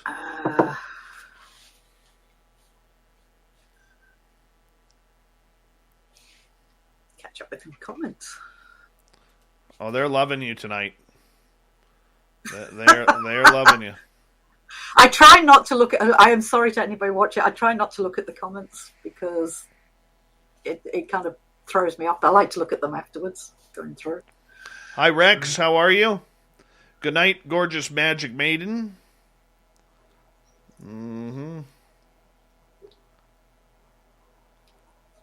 I don't think we're going to be talking a lot of UFOs later, so that might be in the back end of the final half hour about Pine Gap or whatever. Not many people know what's happening at Pine Gap, so. I used to be in all that field for about 10 years, but I haven't been in it for about 20. Although I did have an experience out there. Oh, nice. Talk about that in the last half hour. If people want to know where we've done, because I know people are asking about where else we've done, if they go to our website, to the About section, they'll see other investigations, and that lists everything in America, England, and Australia that we've investigated. So there's about 120 of them. So we like to get around. Right. That's awesome. So they can, then I've done blogs on some of them if they've got links, and I'll have blogged about them. But they're the ones we've done. Hi, 509er. How you doing? Oh, yes. Got to ask you a quick question here. What's your opinion of eating breakfast foods for dinner? I was told to bring that up. I had toast at lunchtime. Does that count? Oh, don't do it. Don't do it. I boiled eggs yesterday. You're better than that. Oh, my goodness. All right, fine. Fine. All right, our time of the night here where we're going to, let's piss off a Dutchman. Let's do it. I know Gary is watching. Probably got a bag of Cheetos resting on his stomach while he's watching, and a glass of iced tea. Room temperature, not even iced. MightyMooseBeard.com, one of our sponsors. I'm using the winter blend because we're closer to winter than spring right now, and it's about to get cold here in Canada. Now remember, if you want to upset a Dutchman, the first thing you do is you ask him, can I have a deal? There's nothing more painful than a Dutchman hates than giving up money at any time. So with Gary the Dutchman, you go to MightyMooseBeard.com, you tell him you want to use promo code SOR 2019, and he's going to cut you a deal. And this is good stuff, too. It's all homemade. It's all natural. There's no chemicals.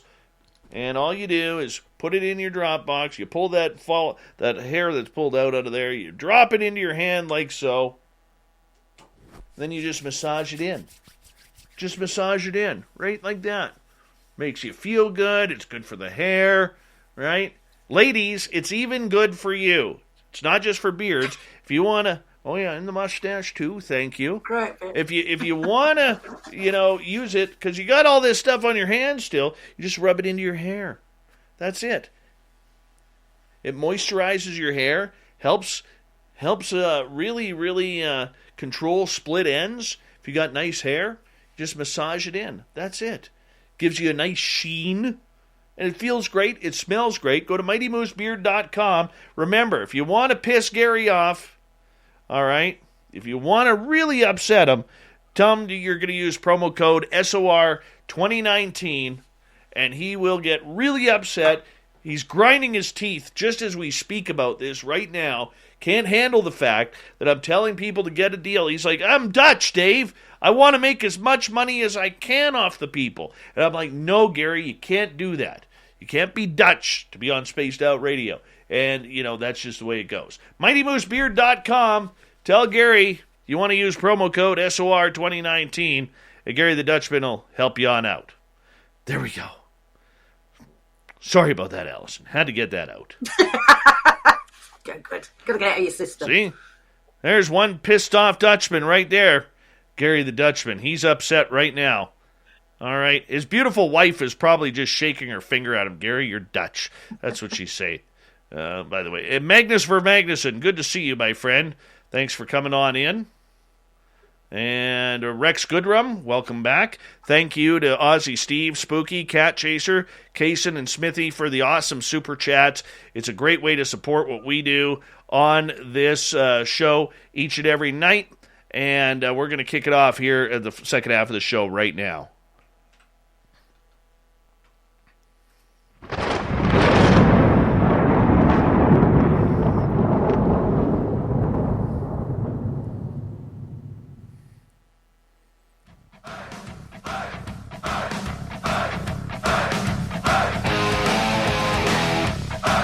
Second half of Spaced Out Radio is underway tonight.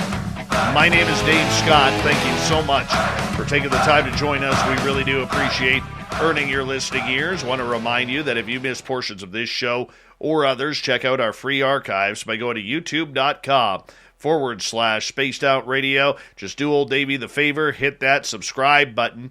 Our website is spacedoutradio.com, where we have a plethora of features for you, including rocking out to Bumblefoot and reading up on Captain Shirk's SOR Newswire. Follow us on Twitter at Spaced Out Radio and on Instagram, Spaced Out Radio Show. We continue on tonight. Ghosts in Australia. How haunted is it down under? We got a great guest tonight. Alison Oborn is with us. We're talking ghosts all night long. She has a great tour, if you're heading to Australia in Adelaide, called AdelaideHauntedHorizons.com.au. And I'll tell you, she does some weird places here. And Alison, welcome back. Thank you. I got to ask the typical ghost question here.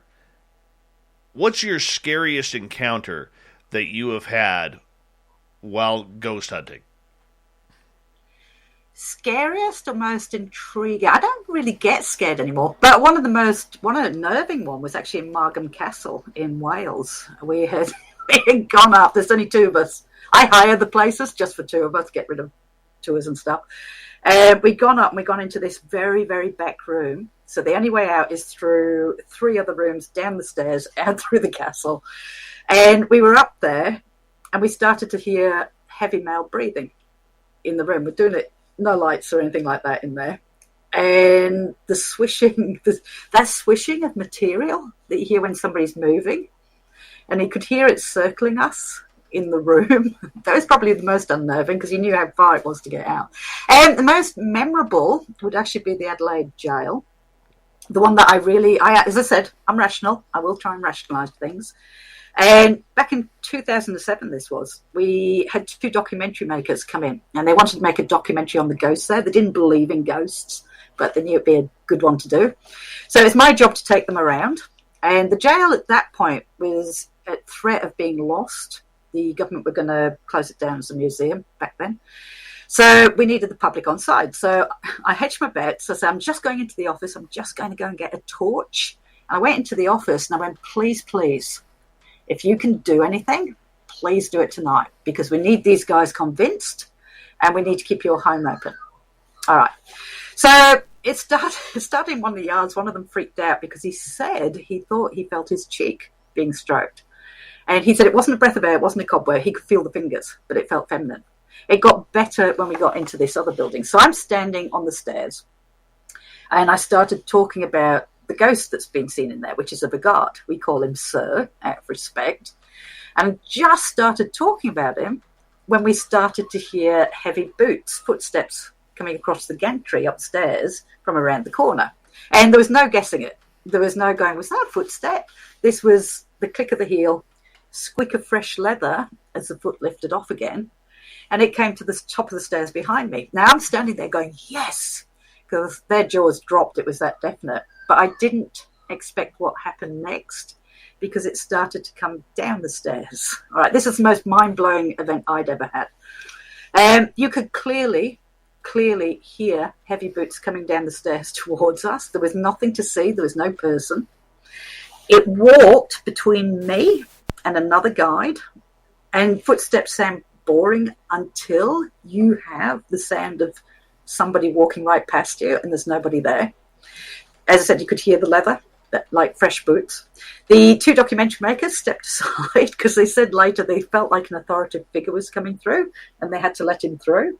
And then we listened to the footsteps walking off down the hallway and out the door at the end. Mind blown.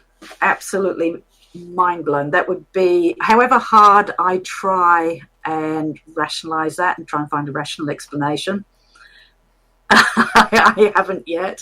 So it's just, apparently I did an interview with a guard who worked there when it was a working prison, and he came up with the same story. He didn't know about mine. He said one of the guards at night had put his book down thinking another one had come off duty. He could hear them coming down the stairs, came out. You could hear the footsteps, but they were looking through the staircase, the hollow, and there was no legs. There's nobody there. They just could just hear the sound. So that would probably be my most memorable. Was it frightening? You didn't have time to be scared. It was just like, oh my God. So I tend to get excited now. No kidding.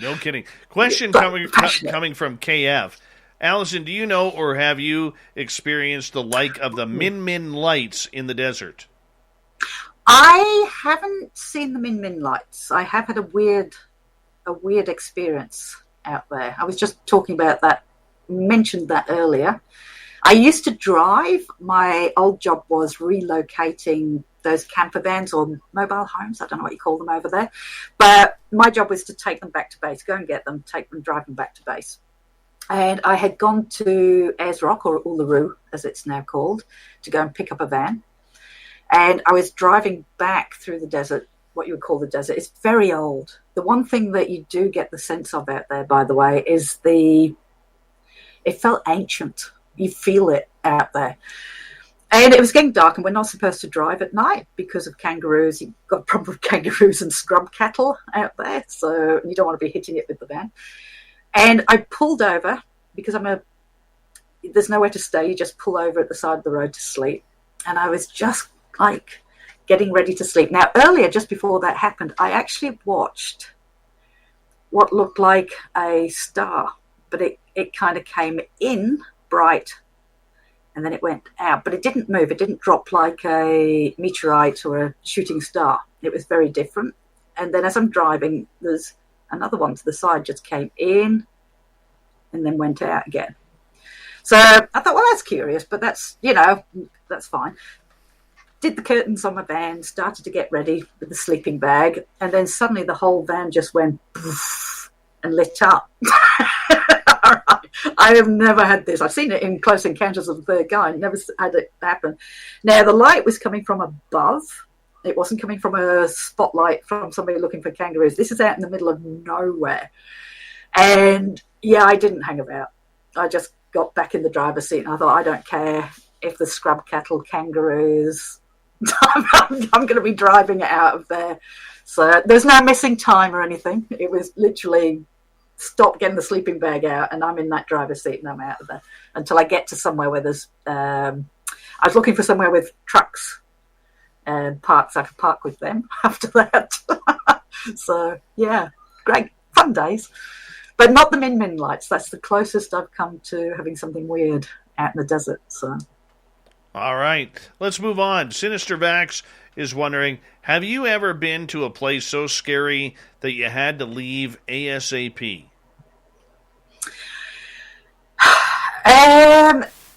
I haven't left. I have come across places that really challenge to stay there, but that's what we're there for. So you try and work through that. You try and learn techniques to keep yourself calm. Even our own venues can change. There's been a time There's 2 times. Actually, one of them's on YouTube this time. There was one time at Tailem Town, the old pioneer village, and we'd had a tour, and it was only 4 people on that tour because it was the week before Christmas, and 2 of them were a no-show. So all I had was one couple to take around this village at night, and everything was fine. We were all going well, and then we came into this one particular. Oh, we froze. I hate it. I never like going in on my own. We froze up there for a quick second. We all right? Yeah, now we're good. Did we? Okay, I'm not sure how much they missed there. About 2 seconds, if that. Okay, so yeah, I was in the building, and I started to give this couple the stories in this building, and we started to hear shuffling footsteps down the other end. There's only me on site because there's only 2 people. I didn't need anybody else up with me. You can see in the video, this one is on YouTube, by the way. You can see in the video, we are starting to get very edgy. Even me as a tour guide, and I'm used to this. I very rarely. It was the whole atmosphere in that building changed. You can hear the footsteps shuffling a little bit closer. You can hear the footsteps behind the counter, and I was contemplating actually pulling that tour, which I've never done since I started tour guiding in 2004. You can hear what I didn't know until I went back and listened to it. You can hear something playing with the camera. You can hear clicks on the camera as if it's trying to work out how to turn the camera off, because the camera's flooding the place with light that we can't see, infrared. And you can hear breathing on the microphone of the camera. I can't get anywhere near that camera. It's high up. The whole feeling that night, even the couple that were there felt how it had changed. The whole feeling that night was whatever that was, suddenly, it was hunting.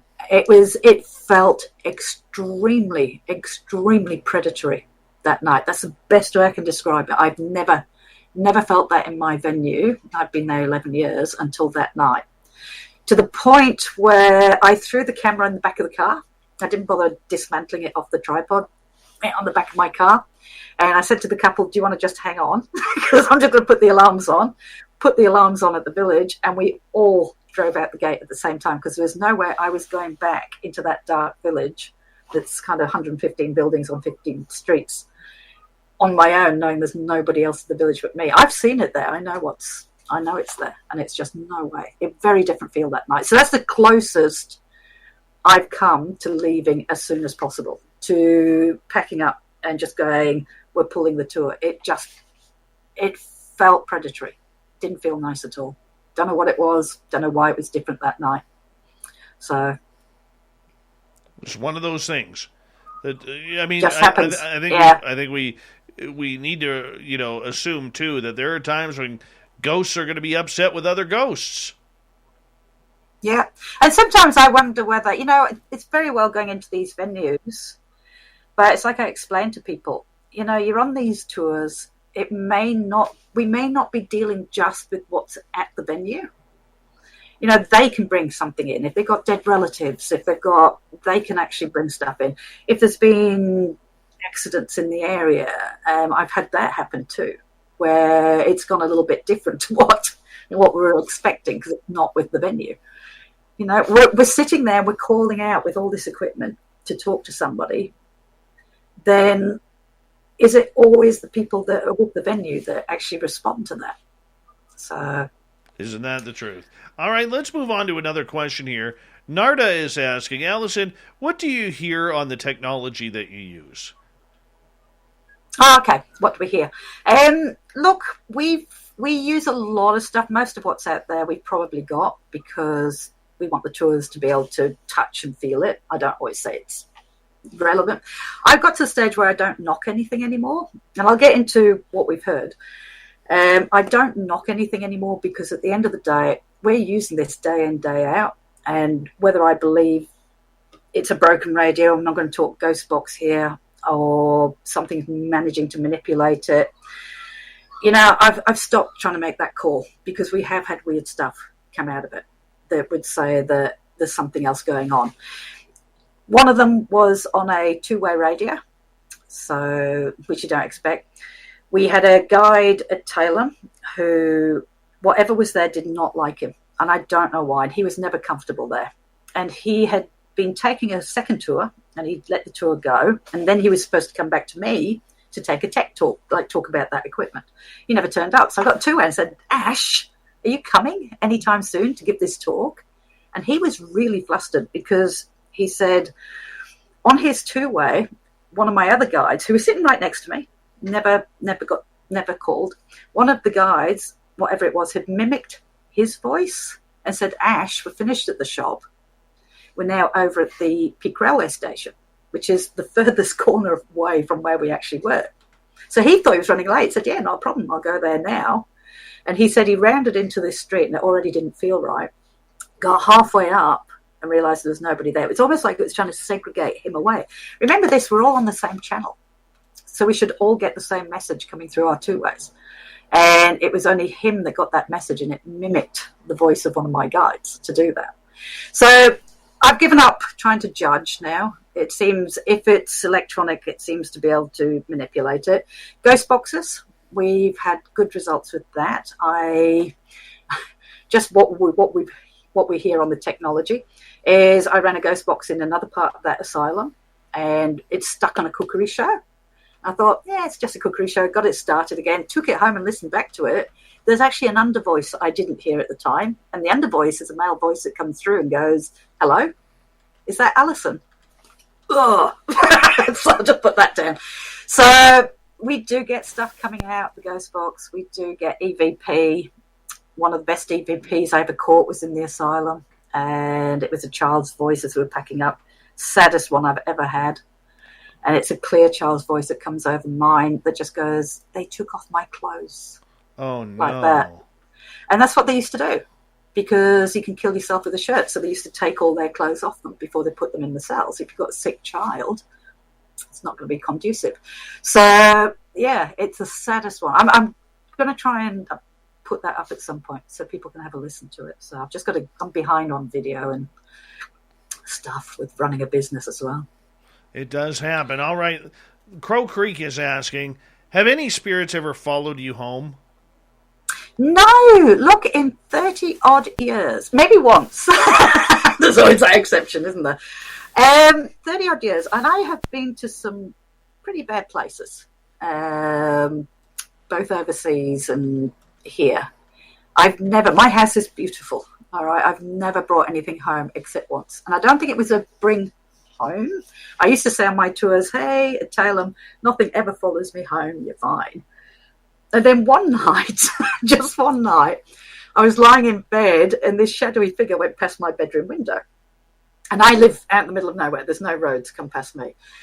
So I'm kind of, my rational mind is going, you know what, if I really believed my house was haunted, I could actually quite believe that was a ghost going past. And I was trying to do that psychological thinking type thing. And then I turned over to go to sleep. And then my bedroom door, the handle went, and the bedroom door opened. I thought, oh, it's my husband coming to bed. And of course, he never got into bed. And I'm like going, wonder where he is. He was down in the other room with my kids. He was nowhere near the bedroom. So next morning I got up, and my guide used to stay the night. And I said to him, this really kind of weird thing happened last night. And he said, well, so did I. I had a really weird thing happen. And I said, well, what happened to you? He said, well, he got woken up because something banged on the window and then the glass bowed outwards. He said it was really weird. And I thought, oh, it's a bit weird. And then my daughter got up, came down. We were all kind of standing. And she said, Mum, I had a really weird night last night. I said, what do you mean you had a weird night? She said, well, I was woken up and there was bangs all over the room. It was just like bang. And she doesn't even believe in ghosts. And it was just like bang, bang, bang in the room. And it kept her awake all night. And it was fine the next day. It was almost like it said, but I can if I want to. I just choose not to. It's all right. Message taken. So, nothing bad. It was just as if a point was made. So they're happy. Look, as I keep saying, they seem to be perfectly happy where they are for whatever reason they're in these places. Why would they come home with a stranger? You know, they seem to be happy with it. That's my experience. I'm not saying it doesn't happen. I can only go by my experience, and everybody's experience is different. So I certainly wouldn't knock anybody else's stories where they've had it happen. Definitely. All right. Jules is asking, have you ever come across indigenous spirits? Yes, maybe. I try to respect the indigenous culture here because they have their own beliefs, they have their own people that deal with stuff like that, and it is very, very sensitive. So when we were researching, we get a call from a house that would be to do with indigenous, then I kind of put them on to maybe contacting some of the elders and trying to go through that way. We didn't touch it at the end of the day.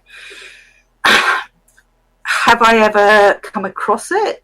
Yes, I was actually invited into by the Indigenous to come and investigate somewhere in Adelaide, and they were interested to see what we would pick up.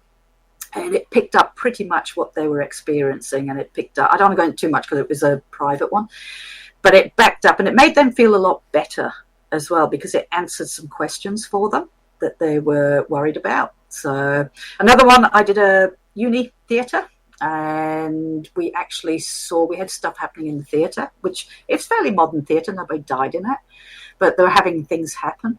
And my own guide actually saw down on the stage, and he's a scientist, by the way, he's got degrees in physics and everything else. He actually, for the first time, full on saw a shadow, very tall, in that very indigenous Aboriginal stance of when they used to stand on the one leg and they used to put their other foot on just where the knee is and hold the spear.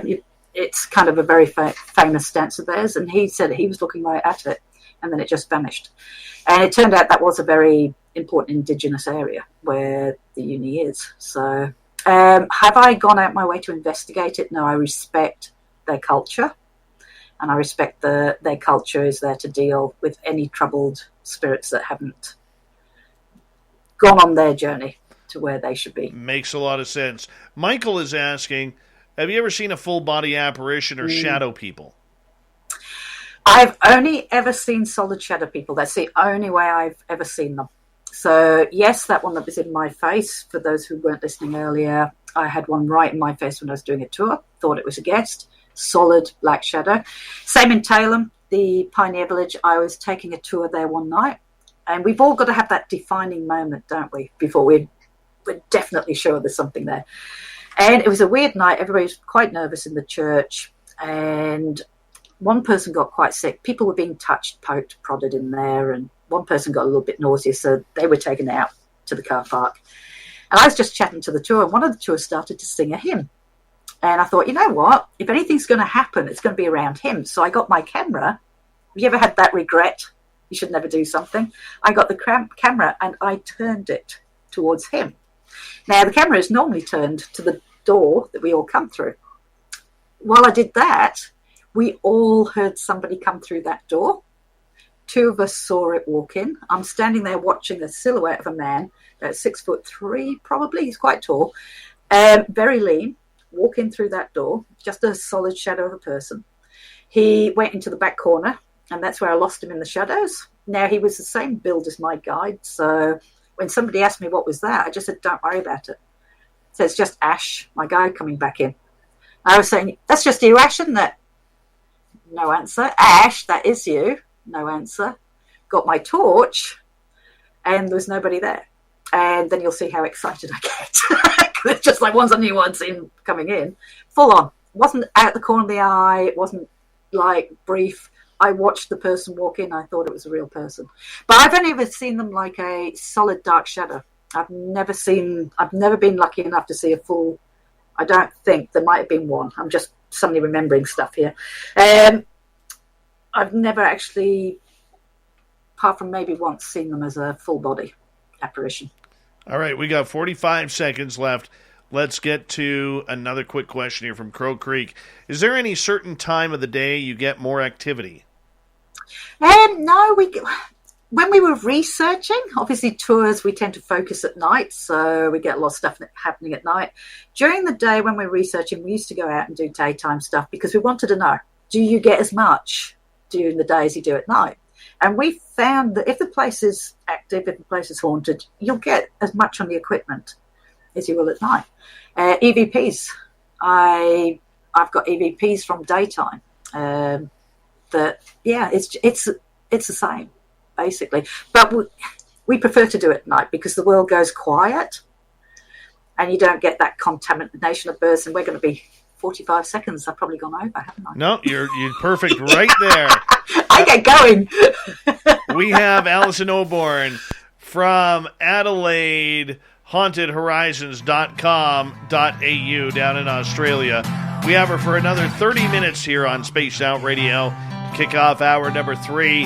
Then it's John Hudson with the UFO Report, Shirky Poo's News, and the Thought of the Day. The jam-packed hour 3 is next on the mighty SOR.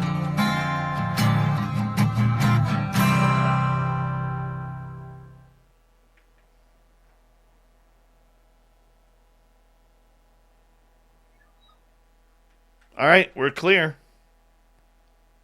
Wow, that's gone really fast. It's been a lot of fun. It's like, wow, it's like gone already, nearly half an hour left. Oh, I hear you. I hear you. Oh, I like the animal one. Yeah, we'll get to that. I've got lots of those. Shut me up again. Shh, for just a couple of minutes. Shh. Zenzabil, how you doing? Clear Floss, how you doing? Good to have you guys back.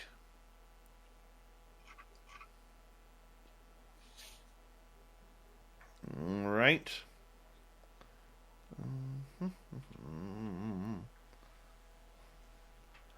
When we get to the break at the next hour, when I say goodnight to you on the air, just stick with me right through a little bit into the commercial break, and I'll say a proper goodnight to you. All right, not a problem. Really appreciate you doing this. Thank you. No, it's been good. I've really enjoyed it. Oh, it's been awesome. So you come on not knowing how you're going to talk for 2 hours or whatever it is, and yeah, just to get into a conversation with somebody and you just forget the time. We make it happen. We make it real. Lavera Lucchini, welcome to Spaced Out Radio's chat room. Thank you so much for joining us. So many new faces in here that you brought. Thank you for that. That's good. Now they'll keep coming back, I hope. I hope so. We're good afternoon entertainment for New you. fans. While you're working, you can have it in the background. You can listen and watch. You got that right. Grandmaster, what's going on?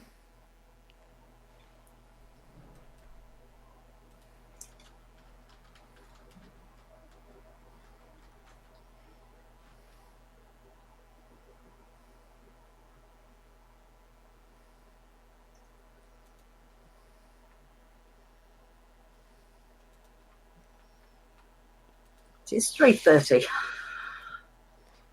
We're killing time. Thank you, Phil Tan, for subscribing. Appreciate that. Yeah, we got a lot of good questions here. I'm just going to run with this.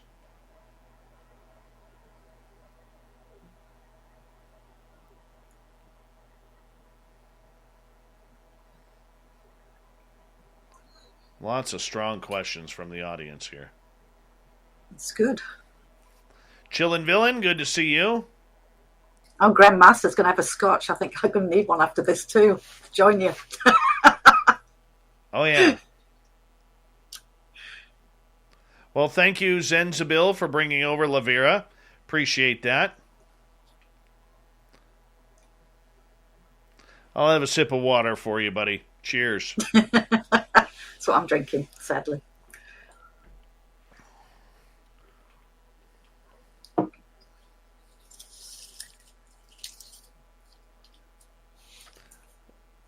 Michael Morris, finding good ghost stories is harder than it seems. You need people who can talk the story too and tell the story with detail. That's kind of the hard part. But we are searching for them. We know we have to do a few more, so we are searching for them.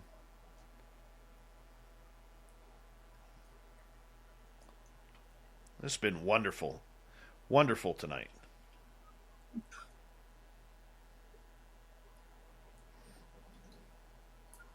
Terrible Times, how are you? Welcome back. I've decided to grow the beard out a little bit. because it is firewood season, and I got to look really lumberjack when I go in. Fire up my chainsaw for the first time, maybe tomorrow. Yeah, I think tomorrow I'm going to fire up the chainsaw for the first time. Go fill up the back of my truck. Come on in. That'll be fun.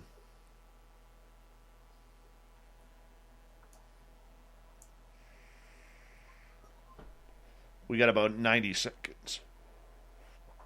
Just over 90 seconds. Brutus, how you doing, buddy?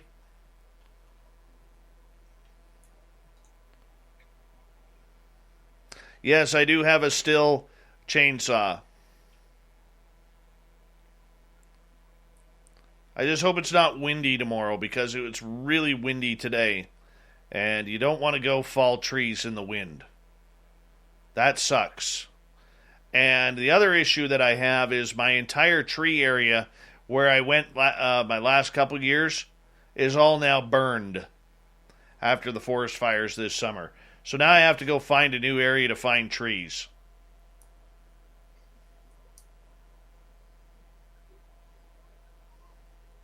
There is something about, I'll tell you, Chillin' Villain, you'll know what I'm talking about. There is something about cutting trees.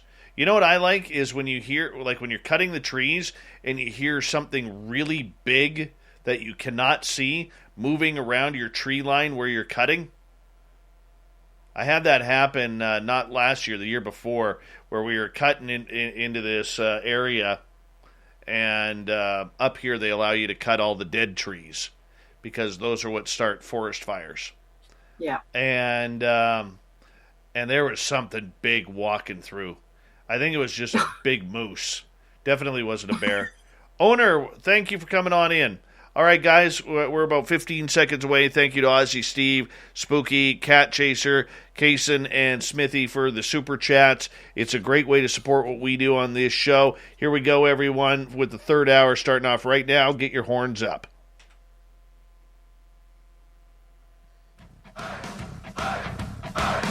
Would you like to connect with us? Head to spacedoutradio.com for all your latest show info. Now, back to Dave Scott and SOR. Third and final hour of Spaced Out Radio is now underway. Dave Scott's my name. Thank you so much for taking the time to tune us in. Thank you to everyone listening in on our terrestrial affiliates around North America and digitally on TalkStream Live, Revolution Radio, and KPNL. All of our archives are free. Go to youtube.com/Spaced Out Radio. Do old Davey the favor, hit that subscribe button. The Desert Clam has set the password for tonight in the SOR Space Travelers Club, Fanfaronade. Fanfaronade is your password. Use it wisely, Space Travelers, as the Clam sets the password each and every night right here on Spaced Out Radio. Our website is spacedoutradio.com. We have a plethora of features for you, including rocking out to Bumblefoot and reading up on Captain Shirk's SOR Newswire. Follow us on Twitter at Spaced Out Radio and on Instagram, Spaced Out Radio Show. For the final time tonight, Alison Oborn is with us, all the way from Australia, talking about the hauntings of South Australia's Adelaide Haunted Horizons. Yes, her website, AdelaideHauntedHorizons.com.au, and we're so thankful to have you here, Alison. Thank you so much for joining us tonight. It's been fun. It has been fun. It. We're going to start off with a question from Tony, who is asking, have you ever come across animal spirits? Yes, now. And it's nice to think that that happens, that your pets and stuff go on. 2 stories, one at Tailem Town again. He used to have horses there, Clydesdales, and one of them, Rose, she was the last one left, and she got put down because she got what we call sand colic, which is where the gut twists, so they had to obviously do the right thing by her. But I had a tour a few days after that, and I was coming through the streets, and there's a little corral area that says, don't feed the horses, bitey horses. So as we're coming through, one of the ladies said, where's the horse? And I thought she'd been to the village during the day and had seen Rose. And I said, well, unfortunately, we don't have the horse anymore. She was put down a few days ago. And she just went, but I've just heard it. I've just seen and heard the horse in the yard there. It's like, okay, she did, it's not. A tour a week after, coming through, said exactly the same thing. Where's the horse? Well, we don't have a horse anymore, but I've just seen it standing there when we came up to the yard, past the yard. So the other one was with my friend, just to give people a bit of hope about pets and stuff like that. So now I have German Shepherds, and so did my friend. And I had one that was very old. His name was Saxon. And he couldn't walk well. I also have horses. So I was down at the stables with my friend dealing with a horse, and I needed something from the house. And I said, can you go back to the house and get me this bandage? So she went back to the house, and as she came down, I saw Saxon trotting along just behind her there. I thought, wow, he's looking very sprightly because he used to have wobbly behind him, but he was trotting along quite nicely. I thought, okay. Didn't think anything of it. Got the horse all bandaged up. And then went to go back to the house. And I said to Roz, my friend, I said, where's Saxon? And she said, what do you mean? I said, well, he came down with you. Where's Saxon? And she said, he didn't come down with me. And I said, yeah. And I described the dog. And she just went white because that was her dog that had been put down a couple of years earlier. And I'd never seen the dog. Went back to the house. Saxon was asleep in the house. He hadn't even moved. So, and she did say she wondered whether... because she was absolutely besotted by him, had wondered whether the dog was still with her, because sometimes she said she felt him in the car, because he always used to travel with her. So, yeah, that was a nice, reassuring story that maybe even they carry on. No kidding. No kidding. All right, let's get to Jules' question. Have you ever had or experienced poltergeist activity? Yeah. Definitely back in that building I don't like at Tailham Town. 3 times I've had mannequins thrown. I had a very quiet night. You know those nights that you die of death, nothing's happening. And I'd kind of challenged. I don't provoke, but I had challenged in there a little bit. Just from the responses we're getting at this building, there appeared to be an abusive relationship once. I'm standing there going, did you used to hit your wife? If not, why don't you try it with us? And are you too gutless type thing, which I don't normally do. And then 2 weeks after that, I came into the building. I had to go in on my own to dismantle a camera. And all I had was a tiny little torch, and that was it. And I was behind the counter undoing the battery pack. Didn't hit the counter at all. And it's full of mannequins. The mannequin at the end of the counter suddenly went flying across the room and smashed on the door opposite. Now, if you look at the layout, even if I had knocked that counter and unbalanced the mannequin, it should have fallen in a completely different direction and only halfway across the room. This one just went bang on the door. It's yeah, I've seen that happen 3 times in that building. So, yeah. Definitely. That's why I don't like that building very much. It's only one building out of 115. I really don't like it. So, what's that like to all of a sudden be in a situation with poltergeist activity where you have zero control of what is going on? Yeah, you don't. They have control. Yeah, and it's amazing to watch when you know it's an impossible trajectory that it's gone in. And I've not witnessed it very often. Only about 3 times in that, well, most of them in that building. I've had things move, but not ferociously move, like being thrown, which I would put more poltergeist type. So I've had balls flying off things, and which is another video up online. Very cool. Very cool. All right, let's get to another question here. Lynn is asking, is it hard to get the names out of spirits? If so, why? I don't know why, and that's just it. At the venues, we're constantly asking. Occasionally, we will get something coming out and a name. But, we've tried to get the names for that entity that comes into the church. We've called him Ted, but we don't know what he's called. Then not telling us. He just seems to like interacting in other ways. Ian, the child, we only found out through going through the newspapers on his name. He hasn't actually said, my name is Ian, although Ian has come out a couple of times when we've not been asking. So yeah, it's hard. And I'm not a medium, I'm not a clairvoyant, I'm not psychic, so it's not that I can talk to them. And I don't know why.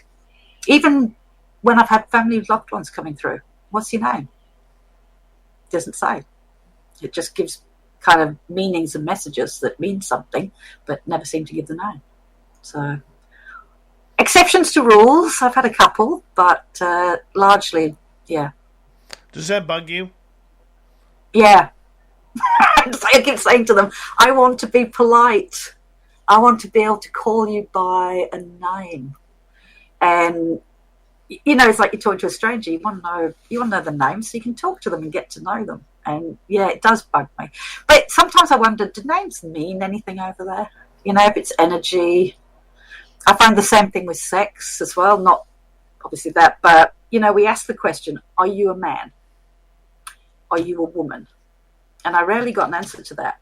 When I changed my questioning, in life, were you male or were you a man? In life, were you a woman? That seemed to get more of a response. So if gender doesn't mean much over there, do names mean that much? I don't know. I wished I had the answers. I wished we knew it all. We don't. It's, yeah, I'd like to know one day. Well, we might know one day. Chrismo in in Austria, is asking, why did you quit UFOs? It was never my first love because I was born in the haunted house. It was always the paranormal. But the other thing is, with UFOs, you would get a report when I was with the research teams. We would get a report, we would log it, we would go out there, but the chances of that happening again at that point was, you're probably not going to be seeing it again. Hauntings and haunted houses, you've got a better chance of going back there and having it repeat, whereas you didn't with UFOs. So I'm interested in UFOs. I still love to have a little keep up with it and just see what's happening in the field there. Do I think there's aliens? I think we'd be very arrogant to think we're the only ones in the universe. Are they from planets? I don't know. Are they interdimensional? Are they from, I don't know. It's an interesting subject and I am interested, but ghosts were always my biggest draw card. So it's a personal thing. It's nothing against aliens. It is. Nothing against UFOs. I still keep up with it. I've got friends who are still in the field. It's just, for me, I wanted to know about life after death. That was more my calling, if you like. UFOs were kind of a stepping stone that I could do something until I found what I really wanted to do. Well, hey, you found something that you enjoy, so why not? Love it. No, absolutely. You know, and let's go to KF here, who is asking, is it more likely to see ghosts on a full moon? Oh, exceptions to the rules, but for me, from my experience, other people might think differently with what experiences they've had. I absolutely hate full moons. We used to, when I was researching, we used to get things happening and then the moon would come up and then everything would go peaceful and quiet. Tours, I do keep patterns, by the way. That's the one pattern I find is a full moon. It seems to be weaker activity or not as much. But exception to the rule, when I saw my best sighting coming in that church that night, that was a full moon. So, yeah. Affects the living. You talk to any police and ambulance and emergency people, full moon seems to... And going back to asylums that I work in with the history and heritage, lunatic. All right, Luna actually came from the fact that you already knew back then. Full moon can cause reactions in people. One of the famous asylums here, Beechworth, the person who ran it used to walk around at night, if it was a full moon, with an umbrella to shield himself from the moon's rays. And he was the one in charge. So, yeah. All right. Activity. Have you ever been gifted anything by ghosts? Oh, no, that's a hard one. No, I don't think I have. I've had a lot of things that have fallen into place rather remarkably. Gifted, as in a present. Actually, no, I don't think I have. I'll give one where it can give in other ways, not so much a present thing. Is my husband. He's allergic to bees. And we're on a property. And he got attacked by a swarm of bees up at the top there. I'm very don't kill anything. I'm a very nature, don't kill the bees. So he came down. He was pretty angry because he'd lost his glasses, prescription glasses, very expensive. He'd knocked them off and he'd spent ages up there trying to find them. And he said he's going to get rid of the bee's nest. And I said, no. And he said, I can't go up there. And I said, well, if I can find your glasses, we leave the bees alone. I'll make that as a deal. So I went up there and I sat on a log and I went, please, please. I said, I don't want any harm to come to. We want to live in peace and we want the bees and we want everything else. I just need to find these glasses. And I got up off this log and I walked in a certain direction a few feet and there they were, right at my feet. The bees were never touched. I won. It's a hard one because I haven't had a present, but I've had lots of things happen that have been almost a thank you, if you like. So you're getting into a weird thing because I have had some weirder side of me that I find hard to. That's okay. We're all weird. As a rational. It's just irrational. The rational in me goes, that never happened. But But it's okay to embrace. It's okay to embrace the woo. It's okay. Yes, so I had I had a couple of dead people come into my dreams once, and it was the weirdest thing. I used to work on horses. Her father, and the only connection I had with her father was he'd walk past me in the stables to this client, and he passed away, and I kept getting him in my dreams, and he'd be behind me and be pushing me towards his daughter. I'm a very rational, 100% rational person, so I'm like going, no, this is ridiculous. And so I thought, I'll go and talk. I'll go and see if he's there. And I went on the property and I knocked on the door and there's nobody there. And I said, that's it. I've done it. All right. And I said to whatever's there, if you're real, if you're not just a dream, I want something weird to happen with wedge-tailed eagles. I was about to walk my dog in the forest. I want to see 2 wedge-tailed eagles doing something unusual. So I went down to the forest and I was opening the car door, slamming the boot, getting the dog out, putting the lead on. And as I turned around, there's a wedge-tailed eagle sitting on the post next to me, which should have taken off with all the noise I was making, and it took off. And I thought, no, that's not good enough. That's just one. And then the second one took off from the ground.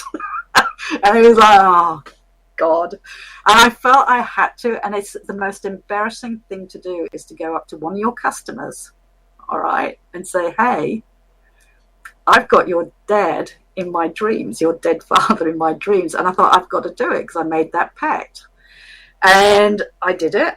I was so uncomfortable doing it because I don't do that. And she looked at me and she said, oh, my God. She said he'd written a book before he died of poetry and they were just publishing it and having the publishing party. And she had been wondering if he would ever be there.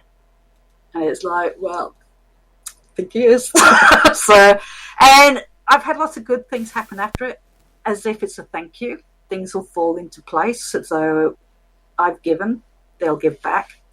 So, and that's really weird because I am so rational and I just feel weird talking about that stuff. That's all right. So you can go to our store on our website, get yourself a woo t-shirt. Go and live the woo. You need more woo. Jules is asking, what's the difference between ghosts and spirits? A ghost is supposed to be more, I'm just going by what people think they are. Ghost is supposed to be a more earthbound spirit that is in a place. So spirits, they're supposedly all around. It's your loved ones that are hanging out. You might not see them, but they're there. They're the two. Ghosts are supposed to be more, on the earthbound plane than the spirits, is my understanding of it. Do you think this is all part of a major phenomena? Jules is wondering. Jules, that's interesting because I think we try and clump it. What I'm starting to, after all these years, I think we're trying to take all this stuff, and we're trying to put it in the same basket. And in all honesty, I think that's the wrong thing. I think there's more stuff, different stuff happening. I think the universe is just an amazing place and we don't understand it. And I think we're trying as a human race, trying to put it in that one basket. And I don't think we can. You know, you think you've got it and then it'll change. Something else will happen. So, yeah, I think we don't understand it, but I don't think it's all one thing that we're dealing with. Chillin' Villain is asking, do you think it's possible aliens and ghosts might be one of the same? Anything is possible. We don't know. But it's interesting. That's what I said earlier. We don't know what we're dealing with. You know, is it that something will take the form of a ghost? Because I really want a ghost. Therefore, I'm going to see it as a ghost. Somebody over there might want to see an alien really badly. And maybe it'll present as an alien. We don't know. And I'm never, ever going to say, I know how it works. I think, yes, an alien can be a ghost because we don't know. We don't know. We got 4 minutes left. I got a bunch of questions. We're going to race through here. KF is asking, Alison, do you see orbs? Have I seen an orb with my own eyes? Yes. Do I like photography on orbs? No, because that's just me again as a photographer. Because there's too much creation of environmental factors. But have I actually seen one? Yes, I have. So are they a real phenomena? So the min lights, you know, are they kind of a similar thing? So, yeah. All right. Owner says, my mother passed away a year ago. Whenever I see her in my dream and then wake up, it's 3:33 in the morning. Whenever I work at night and feel her presence, it's 3:33 a.m. Is 3:33 a.m. a specific sign? Well, everybody thinks that witching hour is 12 o'clock, but it's not. It's actually 3 a.m. in the morning. So a lot of people seem to have things happen about 3. I'm not personally into that, but if you're waking up and having it at 3:30 every morning, and if that's happening every day, it's going to become more unusual to you, and maybe that's the sign in itself.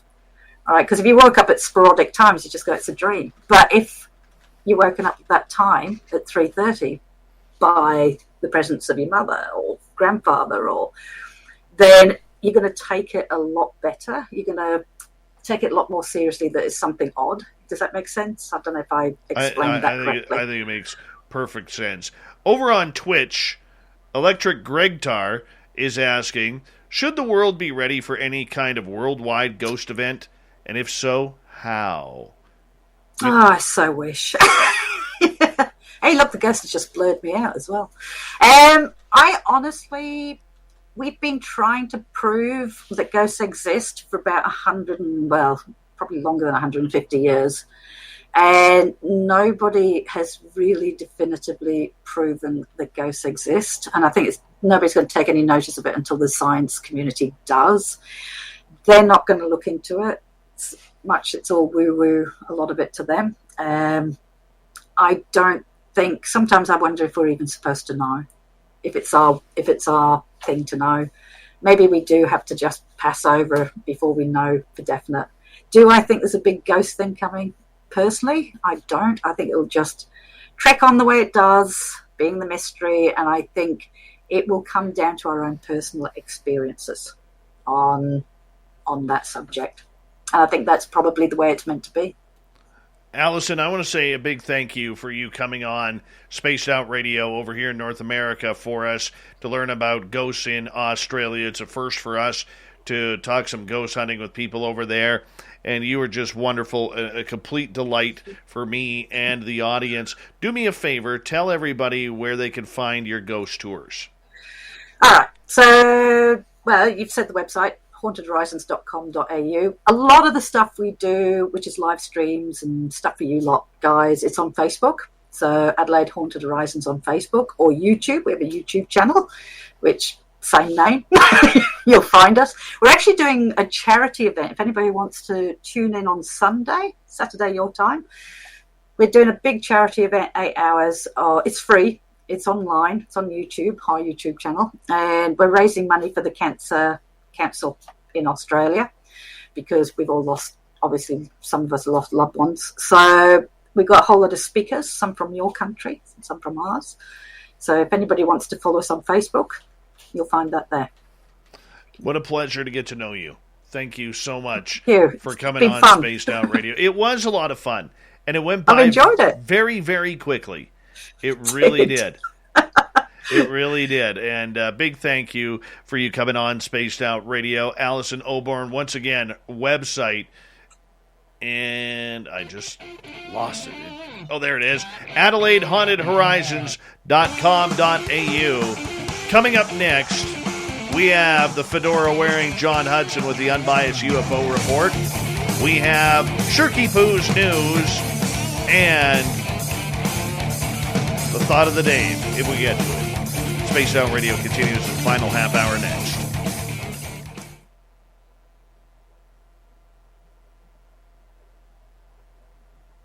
Great show, Alison. Thank you. That was really good. I really enjoyed it. That was fun. It's a great way to spend an afternoon chatting about your passion. That was a lot of fun. Great job. Thank you. Hope everybody enjoyed it. They did. Very positive. Very positive. Oh, good. Yes. Yes, I really enjoyed that. So thank you so much. And my pleasure. You enjoy your time. We're going to have to do this again in the future. Anytime. Absolutely. And I really It's like chatting with friends now, isn't it? Well, we are now. Yeah. So, really appreciate your time. I'm going to let you go because I have to get ready for our UFO report. But thank you so much. You're absolutely beautiful. Take care, okay? Okay, thanks a lot. Good night. Bye. That's Alison. She's wonderful. I'm very, very happy with that. Very happy with that. Stetson John, Fedora John, whatever you want to be called. What's happened? She was amazing.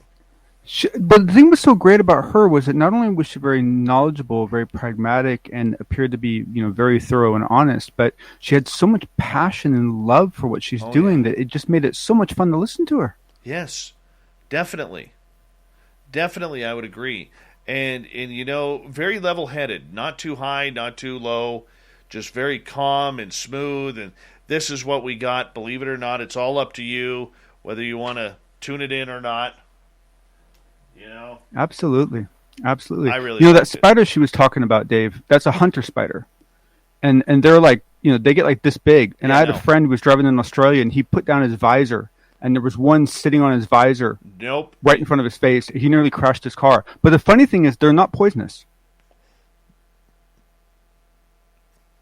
But boy, do they eat big things.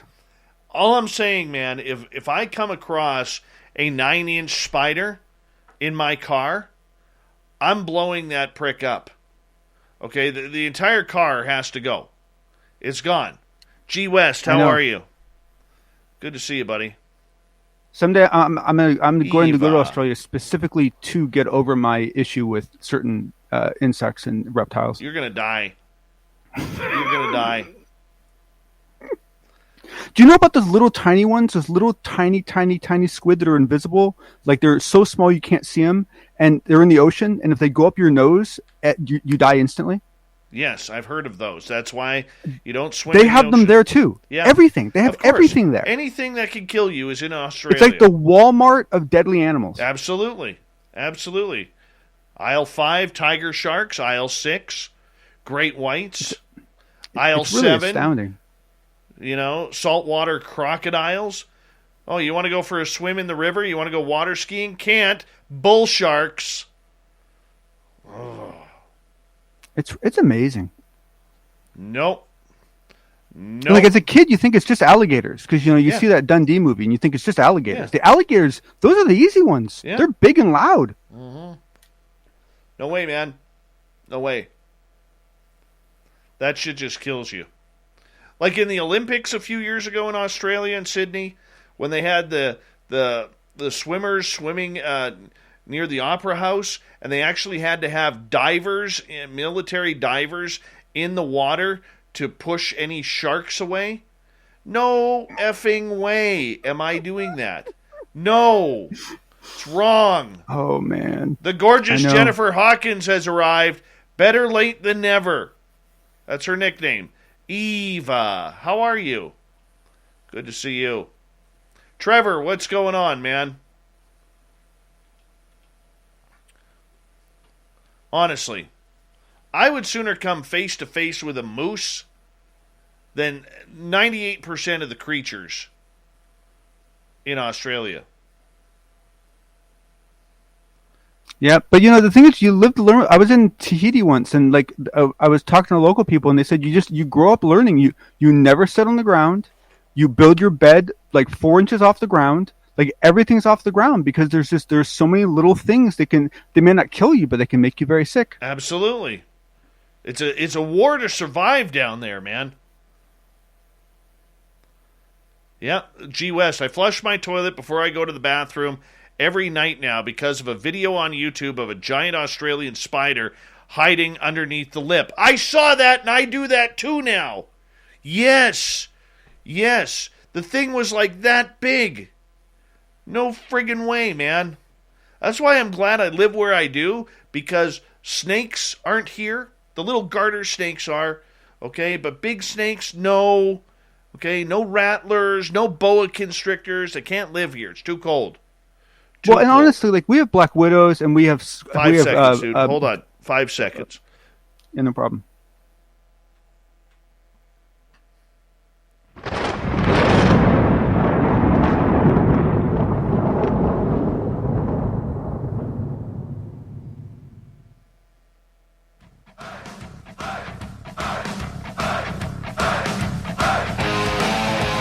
We've rounded third. We're heading for home tonight on Spaced Out Radio.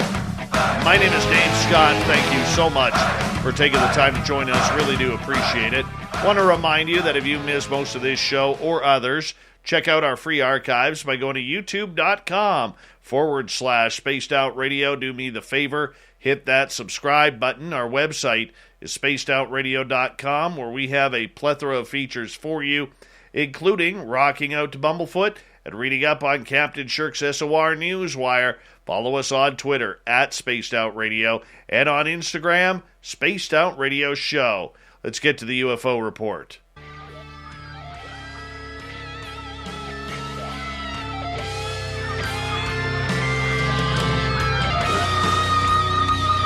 Yes, the fedora-wearing John Hudson is back with an update on the unbiased UFO report that happens every couple of nights here on the big show. And John, thank you so much for taking the time to join us. Always appreciate you here, buddy.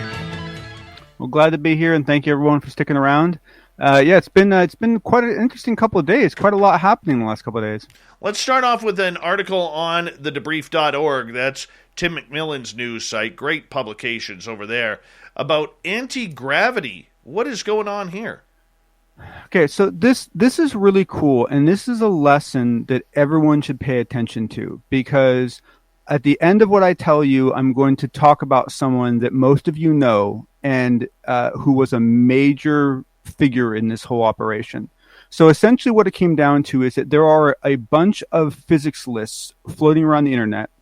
I'm on one that I think Jack Sarfati runs. There's all sorts of other ones around. And they all have different people on them. Some are full of NASA people, some are full of JPL people, some are full of paranormal people. And essentially, a guy named Mark Sokol, and Mark, if I'm mispronouncing your last name, I apologize, basically got together with a couple other people, specifically Tim Ventura, and it's decided to take all these different lists and bring those people together and start doing Zoom calls where people could present what they're working on. And this grew pretty quickly from 50 to 60 participants to 500 participants. And now they have it's an invite only for presenting, but they publish it on YouTube so anyone can go watch it. And every 2 weeks they have this it's many hour long presentation and some big people have presented for this group. Sonny White, Dr. Sonny White from NASA NASA fame, who's now on his own. The guy in the UK that got the M Drive stuff working. A bunch of significant people, and the email lists and the debrief went after these email lists and researched the people on them. And these lists were full of senior people at, MIT, Harvard, JPL, NASA, you pick it. I mean, everyone was in there. And I can attest to it. The list I'm on has some crazy people on it. And basically they brought all these people together, and now they meet every 2 weeks. They've had 22 meetings so far, and they're making some progress, and they're getting a lot of attention, and they're getting the right people contributing. Now, does this have a tie to UFOs and the propulsion systems that many people have been asking questions about? Well, depends on who you ask, okay? To some of the people within the group, not really. Perhaps inspired, perhaps awareness that there are other possibilities inspired by. However, one of the primary people in this is someone that you all know very well, which is alien scientist Jeremy Reese. And he is one of the founding members of this group. And so, he's been around for a long time, been doing YouTube presentations for a long time. His entire, motivation for getting into this was UFOs and trying to figure out how to really build one. Mark Sokol, I believe, has some interest and background in it, but he's what I love about him is he's all about taking this to an engineering level as opposed to a theoretical physical level. So they have Jeremy and Mark and a couple other guys have actually built a lab, and they're actually doing like good science, like good actual like testing of these different devices. And it's exciting. But what I want to point out is that Jeremy, I mean, he's one of us. I mean, he's been around for a long time, and he finally put all of his passion towards something important, and now they're doing something really big, and it's a good thing. No, I think that's great because, I mean, if we're trying to blend the two, I mean, look, technology is going further. We now have people who are talking about time travel on Twitter. That has been, in one of the private groups I'm in right now, that has been a very big topic of discussion because everybody is trying to figure out how these extraterrestrials, ultra-terrestrials, whatever you want to call them, are getting here. So, I mean, now that we have people talking anti-gravity, okay, we have people talking about time travel. I mean, could we be on the cusp of something very big scientifically here over the next 10 to 20 years?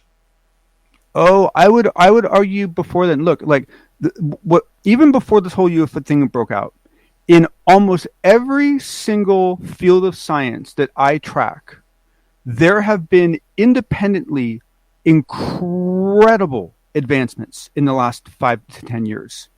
And now what's happening is all of these little advancements are now coming together, and they're becoming aware of each other. And what's going on right now, I mean, people talk about cloaking devices being a big deal.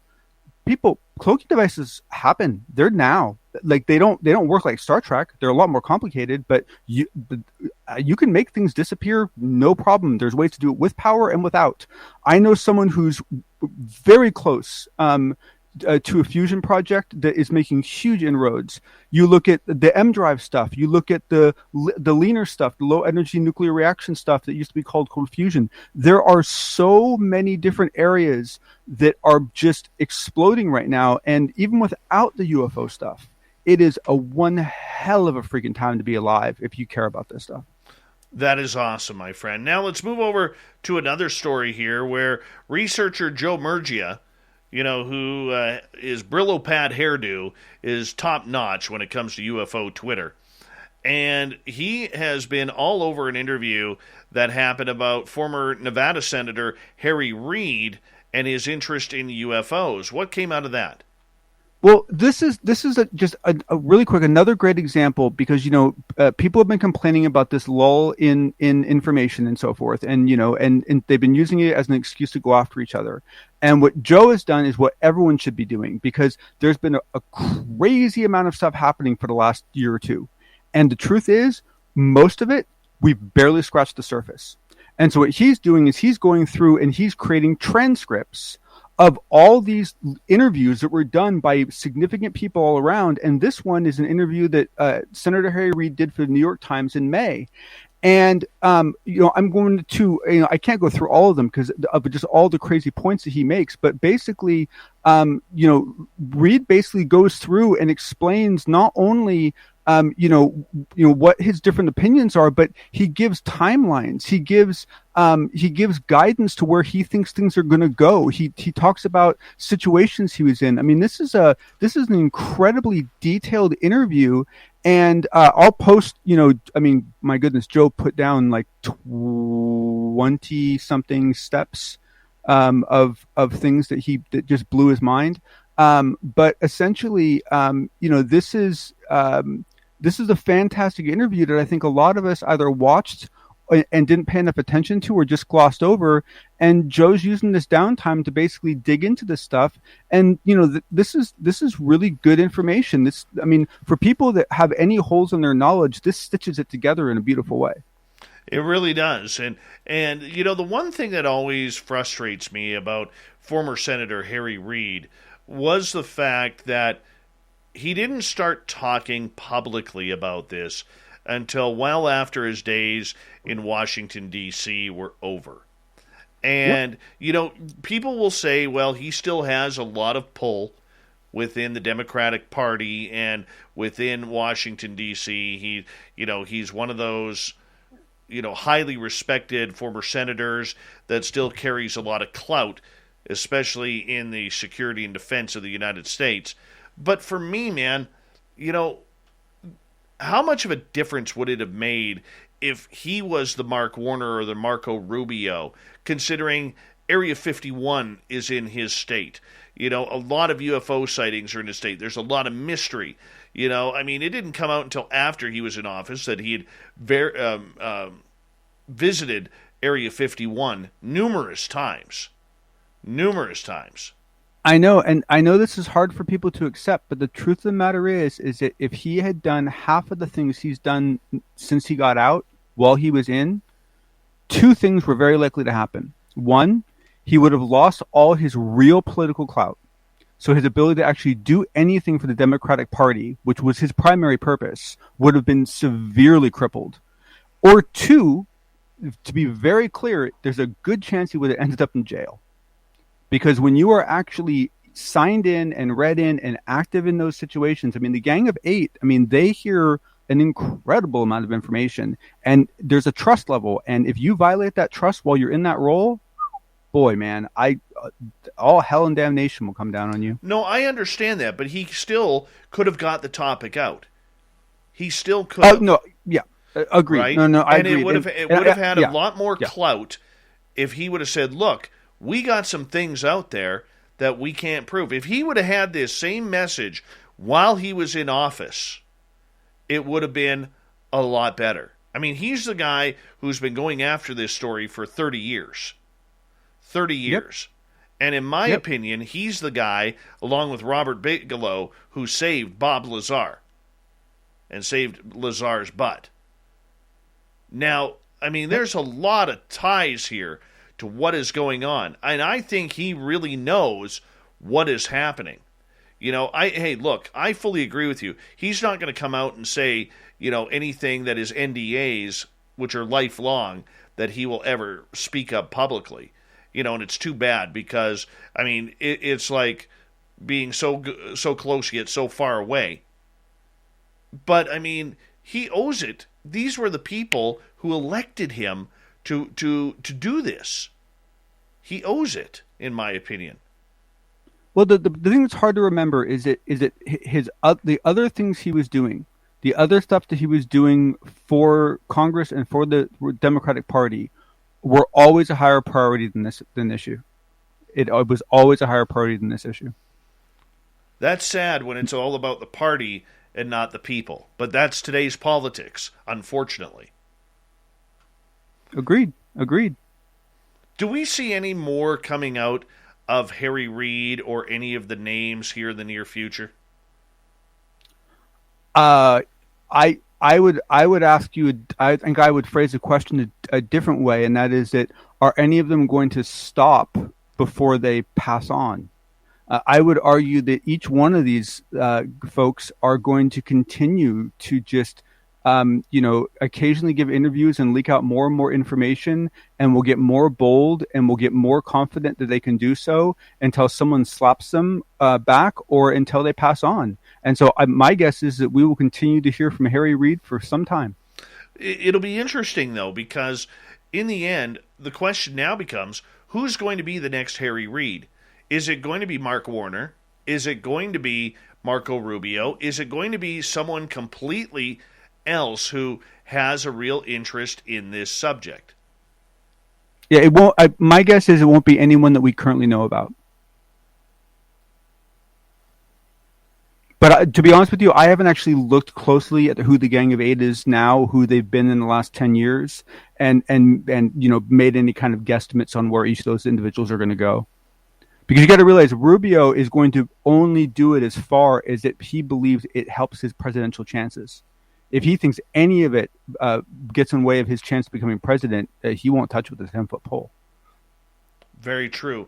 Are you still surprised, though, that President Biden hasn't come out and said anything about this yet, while everybody around him seems to be talking UFOs? Not in the slightest. To be honest with you, and I know I'll be unpopular in saying this, but if I was Biden, that's exactly what I would be doing. Because here's the thing. There is a process going on, and there are sides in that process. And the president needs to stay above that process. And now if NASA comes out with something, if anyone comes up with something, he can then stand where he sits and say, wow, that's really interesting, But, he starts getting involved in it, and now he becomes part of the game, and that completely hampers his ability to do his job. Very true. Very true. John, big thank you for another high-quality, unbiased UFO report. We always appreciate you coming on Spaced Out Radio. And stick around. Stick around. We'll hang out afterwards. Let's get to the news. That's good.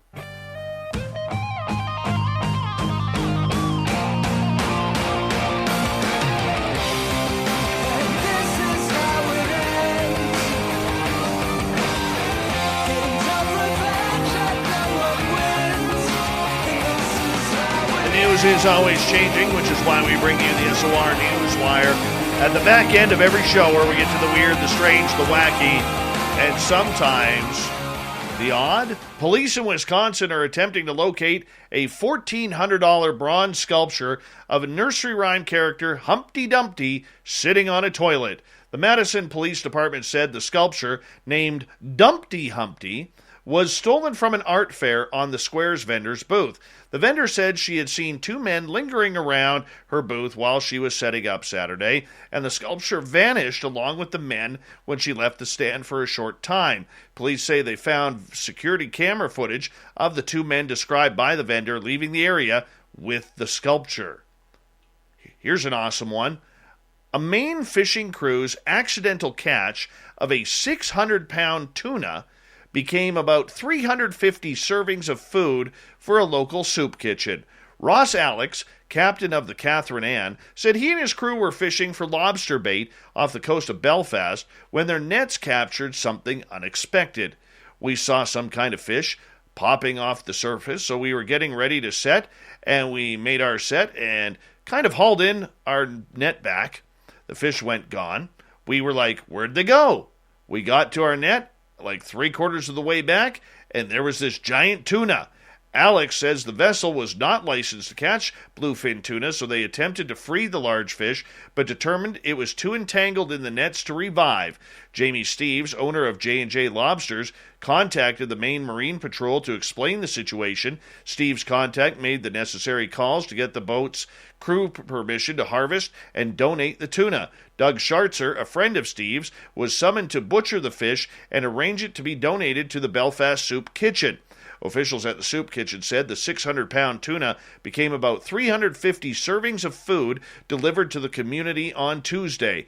I think it's a wonderful opportunity for the people of Waldo County for us to be able to give them this fish through Belfast Soup Kitchen, said Cherie Merrill, executive director of the Belfast Soup Kitchen. Wonderful story there. Wonderful story. Now, this is a sad one. This one's going to hearts a little bit. The ivory-billed woodpecker is among 23 species declared extinct by the U.S. Fish and Wildlife Service. The service has also proposed removing them from the Endangered Species Act, which protects species under threat. In all, 11 birds, 1 bat, 2 fish, 1 plant, and 8 types of mussels have been declared extinct.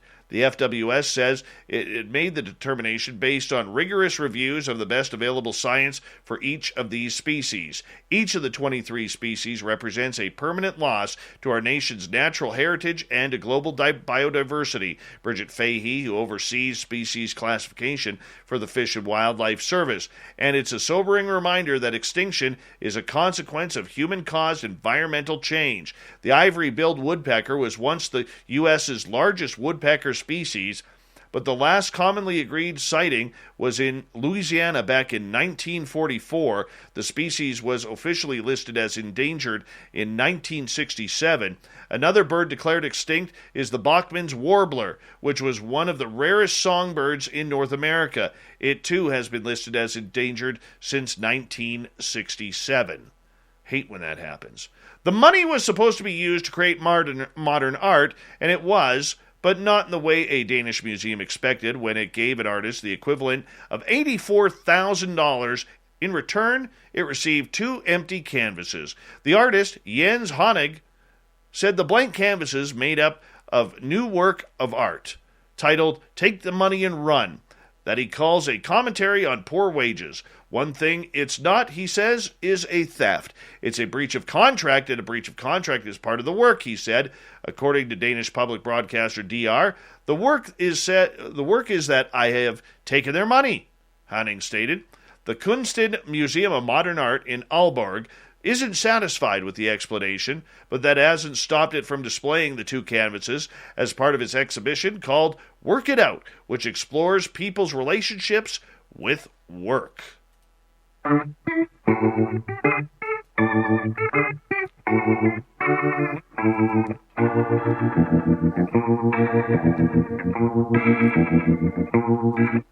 Thought of the Dave happens every night at this time, where we ask a question on our Facebook and Twitter pages, then read your responses. It's a lot of fun that we do this.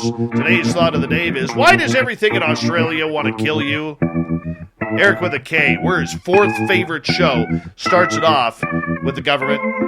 Kevin, King George III, the 4th, William the 7th, Queen Victoria ruled Australia as one large Guantanamo Bay detention camp. If that wasn't enough to turn you into a bloodthirsty killer, what happened when King Edward VII added his personal touch probably didn't matter either.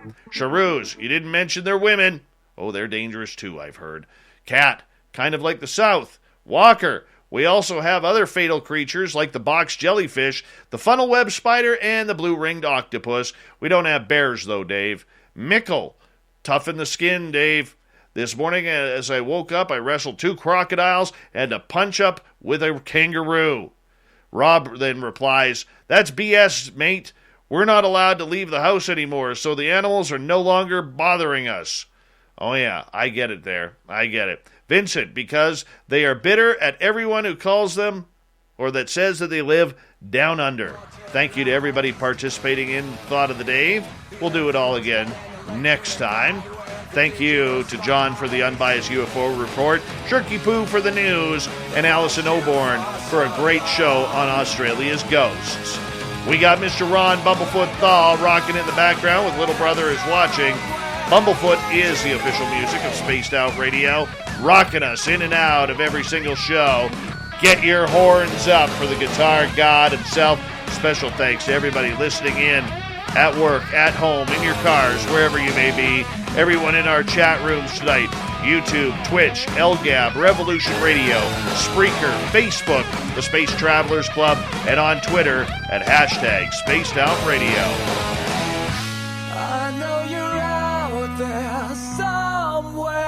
Remember, this show is copyright by Spaced Out Radio and SOR Media Ventures Limited.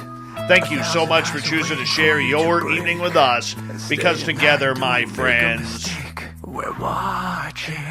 We own the night. Mr. Bumblefoot, we need a favor. We need you to take us home.